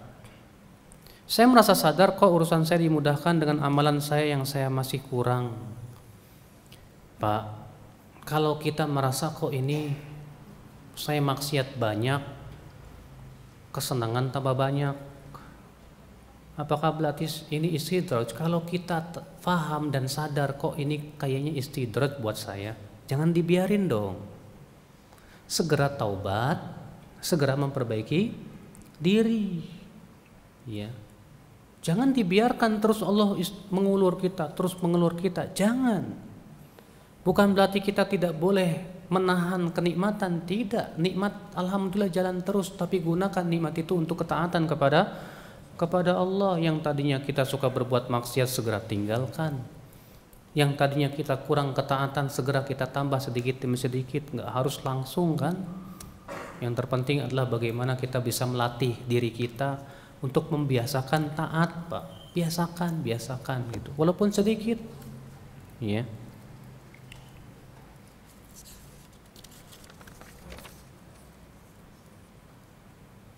Bagaimana caranya menyembuhkan hati yang sudah mati? Kan sudah disebutin tadi obat-obatnya. Ada 4, apa itu? Yang pertama Al-Quran, yang kedua berzikir, yang ketiga berdoa, yang keempat nuntut ilmu. Bagaimana caranya Ustadz agar iman ini tidak semakin lemah, Ustadz? Akhi, yang namanya iman memang naik turun. Sulit untuk kita katakan iman saya naik terus. Karena hari ini terkadang kita kuat, besok kita lemah. Bisa jadi akibat maksiat-maksiat kita. Maka dari itu agar iman kita tidak lemah terus, Pak, harus dihentikan. Makanya lemahnya seseorang itu ada 2 macam, Pak. Atau futur, disebutnya futur ya. Yang pertama lemah atau futur pada setiap amal. Ini yang bahaya. Atau yang kedua lemah atau futur pada amal tertentu saja. Maka ini lumrah, nggak masalah. Kata Rasulullah apa? Likulli amalin syirrah walikulli syirratin fatrah. Setiap amal ada masa-masa semangat, dan setiap masa semangat ada masa-masa turun. Berarti kalau amal itu kalau dibikin grafiknya ya kayak gunung gitu, Pak. Dia naik, ketika telah sampai puncak kesemangatnya turun mulai itu. Turun. Tapi Rasulullah memberikan apa? Solusi. Apa kata Rasulullah? Faman kanat fatratuhu ila sunnah, siapa yang di masa turunnya itu kepada sunnah lagi, faqad ihtada, ia dapat hidayah. Faman kana ila ghairi dzalik, tapi kalau ternyata bukan kepada sunnah, ia binasa. Contoh misalnya Bapak lagi semangat baca Quran, Masya Allah tadinya Ustadz saya itu 1 hari bisa 2 juz loh Ustadz, sekarang setengah lembar aja nggak bisa. Tadinya semangat baca Quran, pas mulai semangat turun. Berarti Pak kita harus memanage bagaimana bisa pindah ke amalan lain yang sunnah. Oh saya kok lemah sekarang ya, sekarang kok saya tahajud kurang ya, coba baca Quran. Baca Quran sudah mulai melemah, coba zikir. Jangan sampai tadinya semangat baca Quran, sekarang semangat baca Quran. Ini binasa nih Pak. Ini bahaya seperti ini. Ya.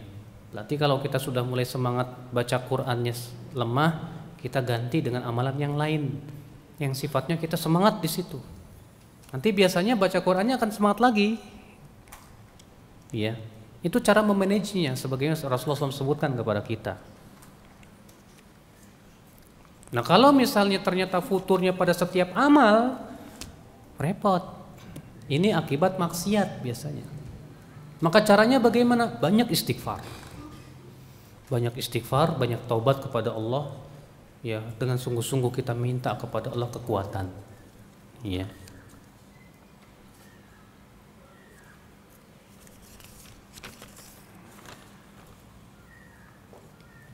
Saya baru saja resign dari perusahaan yang melarang jilbab. Apa artinya selama ini Ustadz? Artinya ya ibu ini atau mbak ini sudah diberikan oleh Allah kebaikan. Dia diberikan oleh Allah kekuatan untuk keluar demi mempertahankan agamanya. Ini Masya Allah. Ya. Karena seorang mukmin memandang agama itu segala-galanya, Pak. Lebih baik saya kehilangan dunia daripada saya kehilangan iman. Gak mau saya. Insya Allah rezeki Allah banyak. Manusia tidak akan pernah kehabisan rezeki, Pak, selama ia masih hidup. Kata Rasulullah SAW apa? Ya lan tamuta nafsun hatta yastawfiya rizqah. Jiwa tidak akan mati sampai rezekinya habis. Nggak usah takut. Maka ketika wanita ini Masya Allah, iya udahlah saya keluar aja daripada saya dilarang pakai jilbab, saya nggak mau. Saya nggak mau iman saya hancur. Ya udah. Ya, insya Allah Allah gantikan dengan yang lebih baik. Kata Rasulullah, man taraka lillahi syai'an lillah, man taraka lillahi syai'an awwadahu Allah khairan min. Siapa yang meninggalkan sesuatu karena Allah, biasanya Allah ganti dengan yang lebih baik insya Allah. Ya. Gini Ustadz, ada seorang dukun dekat rumah saya Ustadz. Syarat pengobatannya telur ayam. Saya menyediakan untuk menjual telurnya. Haram. Kalau antum jual itu untuk kegiatan itu haram. Tapi kalau antum memang jualan telur, nggak ada niat seperti itu, ya maka kalau ada yang beli jangan ditanya buat apa, nggak usah nyusahin. Ya. Tapi kalau memang dikhususkan nih jualan telur ayam kampung khusus untuk dukun itu, berarti kita sudah ta'awun 'alal itsmi wal 'udwan. Ya, dalam tolong menolong dalam dosa dan permusuhan. Ya.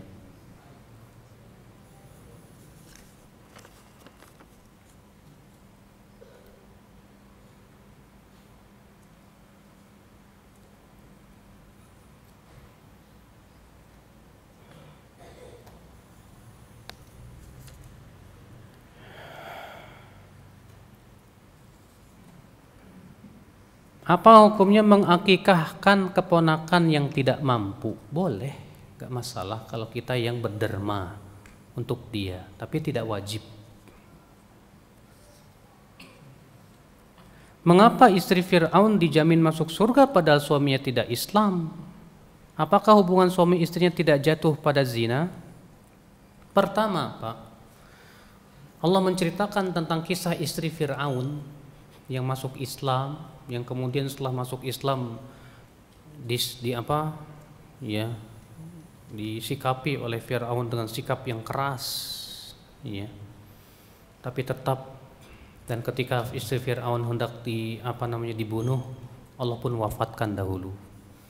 Itu sebagai pemberitahuan dari Allah bahwa hidayah itu Allah berikan kepada siapa yang Allah kehendaki. Yang kedua, bahwa hidayah itu tidak memandang siapapun juga. Walaupun dia istri orang yang paling buruk di dunia pun, kalau Allah kehendaki untuk kasih hidayah, kasih hidayah. Demikian sebaliknya, walaupun dia istri Nabi pun, kalau Allah ingin sesatkan, sesatkan. Itu istri Nabi Nuh tersesat, masuk neraka. Padahal suaminya Masya Allah, seorang Nabi, Pak. Maka seakan memberitahukan kepada kita bahwa hidayah itu bukan milik keturunan. Hidayah pun juga bukan milik siapa-siapa, tapi milik Allah Subhanahu. Kewajiban kita minta hidayah kepada Allah. Yang kedua, ini menunjukkan kepada kita bahwa hidayah itu Allah berikan kepada orang yang menginginkannya. Adapun yang tidak menginginkan, Allah tidak kasih. Hatta itu istrinya seorang nabi, kalau dia tidak menginginkan hidayah, tidak diberikan oleh Allah Subhanahu wa taala. Lalu bagaimana dengan hubungan dia? Ya kan setelah dia ketahuan masuk Islam, ya, kemudian oleh Fir'aun langsung diasingkan, langsung dia disikapi dengan keras. Yang kedua, bahwa itu syariat orang-orang terdahulu. Allahu a'lam. Jika setelah sholat, bolehkah kita berdoa atau sebaiknya ketika sujud terakhir? Pak, kalau kita sholat berdoa di saat sujud lebih utama, Pak, karena Rasulullah mengatakan itu waktu yang sangat ijabah. Kata Rasulullah, aqrabu ma yakunul abdu min rabbih wa huwa sajid. Sedekat-dekatnya hamba kepada Allah itu di saat dia sedang sujud, Masya Allah. Dan juga Rasulullah menganjurkan banyak berdoa sebelum salam. Setelah tahiyat, kata Rasulullah, banyak-banyak berdoa di waktu itu, kan itu waktu mustajab. Ataupun setelah sholat, kata Ibnu Qayyim, maka hendaknya setelah dzikir. Setelah selesai dzikir baru berdoa. Namun Rasulullah jarang berdoa setelah sholat. Seringnya Rasulullah berdoanya itu di waktu sholat, terutama di waktu sujud dan sebelum salam. Bagaimana Ustadz cara mengatasi orang yang suka nonton TV? Kalau nonton TV-nya bagus, dakwah, silakan Pak. Yang berabe itu nonton TV-nya yang enggak. Acaranya ya begitu deh, nggak ada manfaatnya. Sinetronnya di situ perempuan, iklannya yang lewat juga perempuan, belum lagi acara musik-musik, joget-joget dan yang lainnya, nggak ada manfaatnya.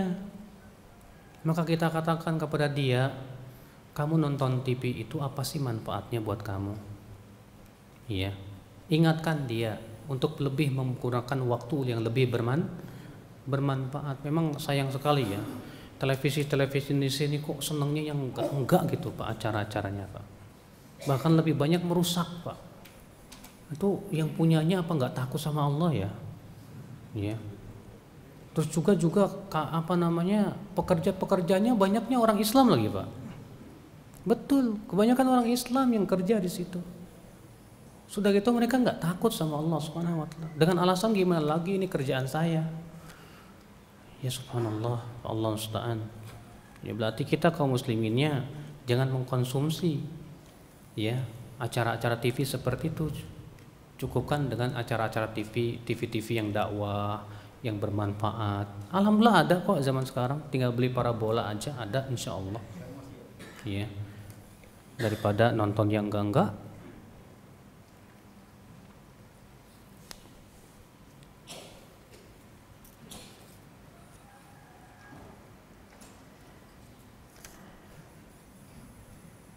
Kalau kita berbangga dengan sunnah boleh enggak Ustadz? Maksudnya kita berbangga dengan sunnah artinya kita merasa gembira dengan sunnah boleh. Bedakan antara gembira dengan bangga. Kalau bangga itu saya bangga diri dengan kelebihan amal, ini nggak boleh. Tapi kalau saya merasa gembira dengan mengamalkan sunnah Nabi Sallallahu Alaihi Wasallam, itu memang tanda keimanan. Kata Rasulullah, man sarratu hasanatuhu wa asa'atu sayyi'atu fahuwa mu'min.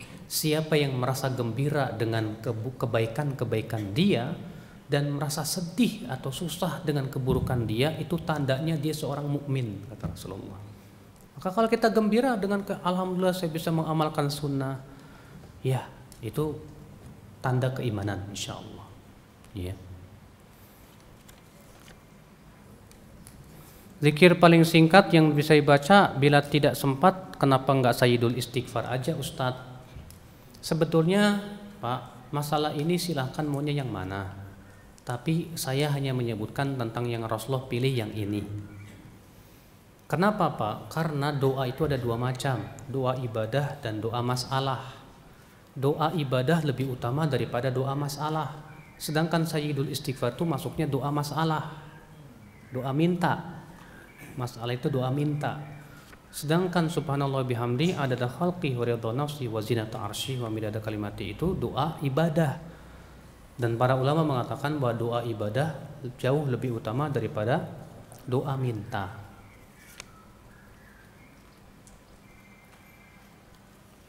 Kalau kita berbuatan tidak baik kepada orang tua kemudian orang tua meninggal, gimana ya?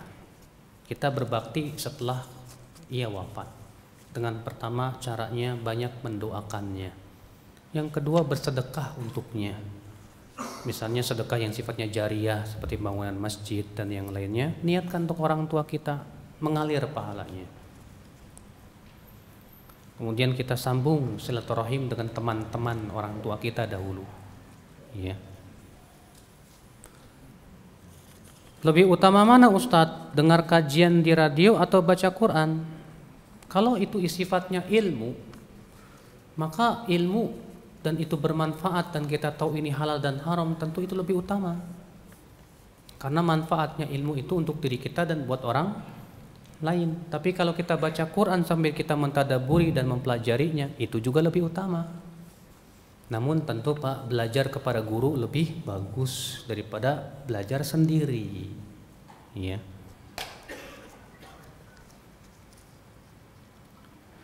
Bagaimana memberi nasihat kepada orang yang akhlaknya lebih mengutamakan kesombongan? Pak, sombong jangan dibalas dengan sombong. Udah biarin itu dosa buat dia.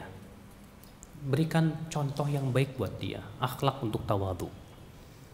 Terkadang kita menasihati nggak harus dengan ucapan, Pak, tapi dengan apa? Contoh perbuatan supaya dia malu. Iya.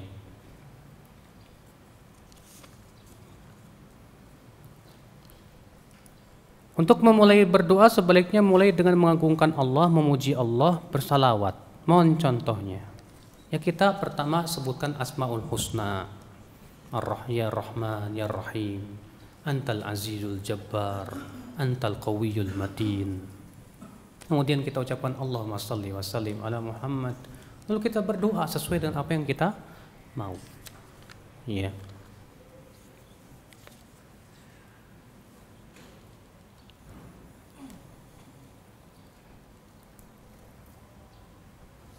Kalau ada orang bertanya kepada saya, Ustadz, kamu ikut kajian di mana-mana, biar enggak ujub, jawabnya gimana? Bilang alhamdulillah, Allah berikan kepada saya kemudahan. Semoga saya istiqomah di atasnya. Dah. Iya. Agar sholat tidak diganggu iblis, bolehkah sebelum takbir berdoa dulu? Mana dalilnya? Yang diajarkan oleh Nabi, Pak. Rasulullah SAW kalau sedang sholat kemudian merasa diganggu oleh syaitan, beliau meludah ke kiri 3 kali dan berucap a'udzubillahi minasyaitonirrajim. Begitu. Adapun membuat doa-doa sebelum sholat, ini butuh dalil dari Rasulullah SAW. Memang Rasulullah sudah mengabarkan bahwa di dalam sholat itu ada jin khusus yang mengganggu, namanya khinzib. Si khinzib ini memang tugasnya mengganggu orang sholat. Berarti kita harus lawan dengan cara yang tadi diantaranya, dengan cara berusaha untuk memahami bacaan-bacaan kita, ya.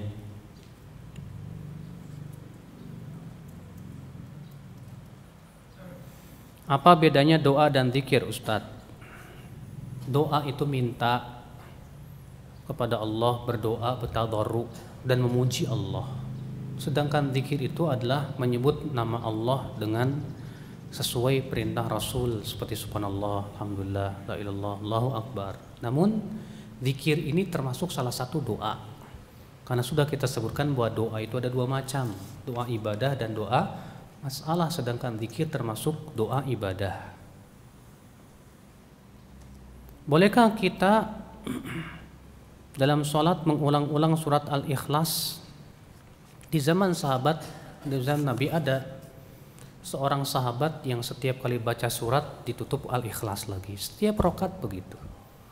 Ketika ditanya oleh Nabi, dia berkata, aku cinta pada surat ini ya Rasulullah. Kata Rasulullah, cintamu kepada surat Al-Ikhlas memasukkan kamu ke surga. Sahabat ini ya tidak bermaksud mensyariatkan, tapi hanya sebatas apa? Saya suka, ada cinta kepada surat ini ya Rasulullah. Bukan berarti sahabat ini ingin membuat syariat baru, tidak. Beda kalau dia, sahabat ini menganggap ini saya jadikan sebagai sunnah dalam Islam. Tentu Rasulullah akan mengingkarinya. Tapi karena ketika alasannya karena saya cinta kepada surat ini, maka Rasulullah mengizinkannya. Maka dari itu, kalau Bapak mengulang-ulang surat Al-Ikhlas dengan keyakinan ini sunnah Nabi, ini bukan sunnah. Karena kalau itu sunnah tentu Rasulullah sudah contohkan dan para sahabat lain pun sudah contohkan. Ternyata yang melakukan hanya satu sahabat saja. Sementara sahabat lagi tidak, yang lain tidak ada yang mencontohkannya. Iya. Maka dari itu, kalau Bapak mengulang-ulang karena memang Bapak senang banget sama surat ini, memang jujur dari hati saya suka banget sama surat ini, silahkan. Berarti itu bukan untuk mengatakan bahwa itu hukumnya sunnah. Ini harus dipahami, Pak. Ya, bedakan antara ini dan itu. Apakah ruqyah bisa mengobati hati? Bapak sudah kita sebutkan tadi, baca Al-Quran itu mengobati hati. Jadi Bapak bacalah Al-Quran untuk diri sendiri. Insya Allah itu obat untuk diri kita, insya Allah biidznillah. Ya, karena Allah menyebutkan bahwa Al-Quran itu syifa, ya penyembuh. Ya. Bagaimana caranya agar kita selamat dari syahwat? Terlebih saat masih lajang, banyak puasa. Kalau lagi lajang banyak puasa, kata Rasulullah. Kata Rasulullah, "Faman lam yastati' fa 'alaihi bis-shaum." Siapa yang belum bisa menikah, hendaklah apa? Puasa. Kalau memang dia belum kuat, belum mampu nikah, ya udah banyakin puasa aja udah. Puasa. ya, puasa Daudnya, puasa Senin Kemisnya, itu insya Allah bahkan sebagian ulama mengatakan wajib dia berpuasa kalau memang dia takut jatuh kepada zina dan syahwat, ya.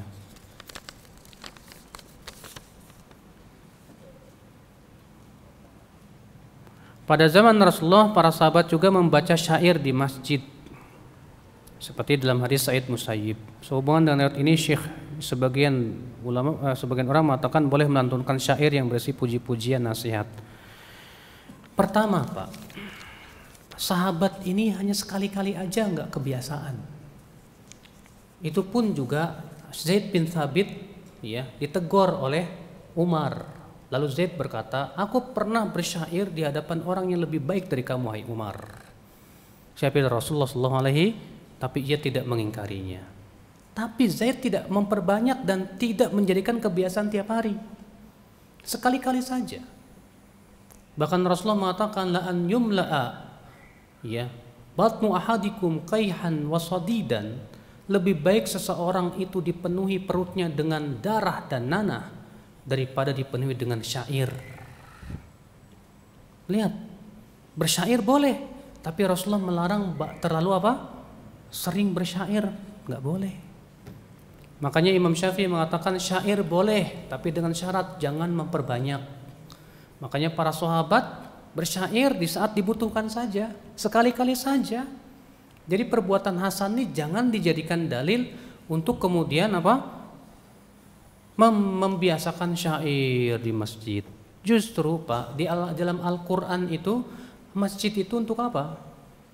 Untuk disebut padanya nama Allah Subhanahu wa ta'ala. Ya.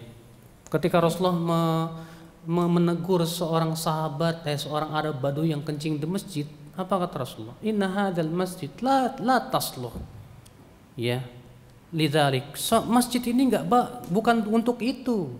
Wa innama huwa lidzikrillah wassalah, tapi ia untuk zikir kepada Allah dan salat. Maka dari itu, Pak, berdalil dengan hadis yang seperti ini, yang sebagian sahabat melakukannya sekali-kali, kemudian dijadikan dalih untuk boleh terus-menerus, salah. Karena kita harus melihat perbuatan sahabatnya tersebut. Yang kedua, syair yang mereka dendangkan pun juga syairnya pertama bukan dengan lagu-lagu yang diindah-indahkan, sebatas rojaz, kata Ibnu Jauzi dalam kitab Talbis Iblis. Ya. Makanya akal Islam kita harus melihat bagaimana praktek para sahabat dan para ulama dalam memahami hadis seperti itu. Wallahu a'lam.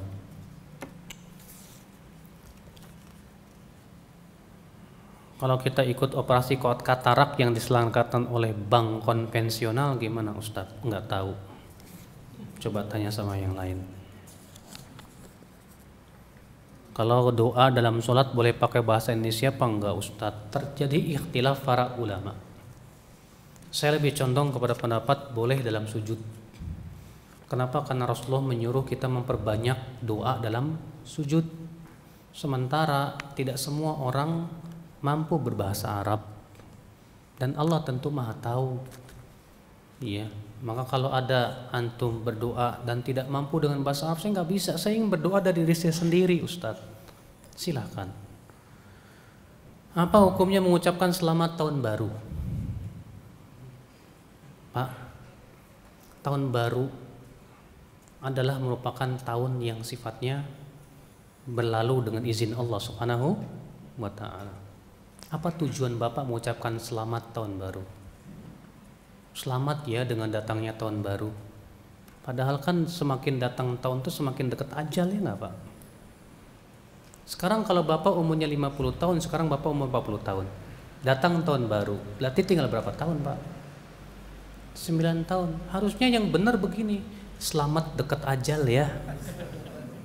Diingetin dong supaya dia semakin banyak amal. Ya, selamat tahun baru nggak ada manfaatnya Pak Bapak mengucapkan seperti itu, karena itu tidak akan mengingatkan dia sama sekali. Yang kita ingatkan kepada orang adalah supaya datangnya tahun baru ini sebagai dekatnya ajal kita. Hendaknya kalian bersiap-siap ya akal Islam dengan amalan saleh, bukan dengan berhura-hura. kok semakin datang ajal kok berhura-hura gitu loh. Apa dia nggak ingat ya tentang ajal yang semakin dekat kepada dia? Allahu a'lam. Kita tutup. Subhanakallah bihamdik, asyhadu an la ilaha illa anta, astaghfiruka wa atubu ilaik. Assalamualaikum warahmatullahi wabarakatuh. Ammar TV.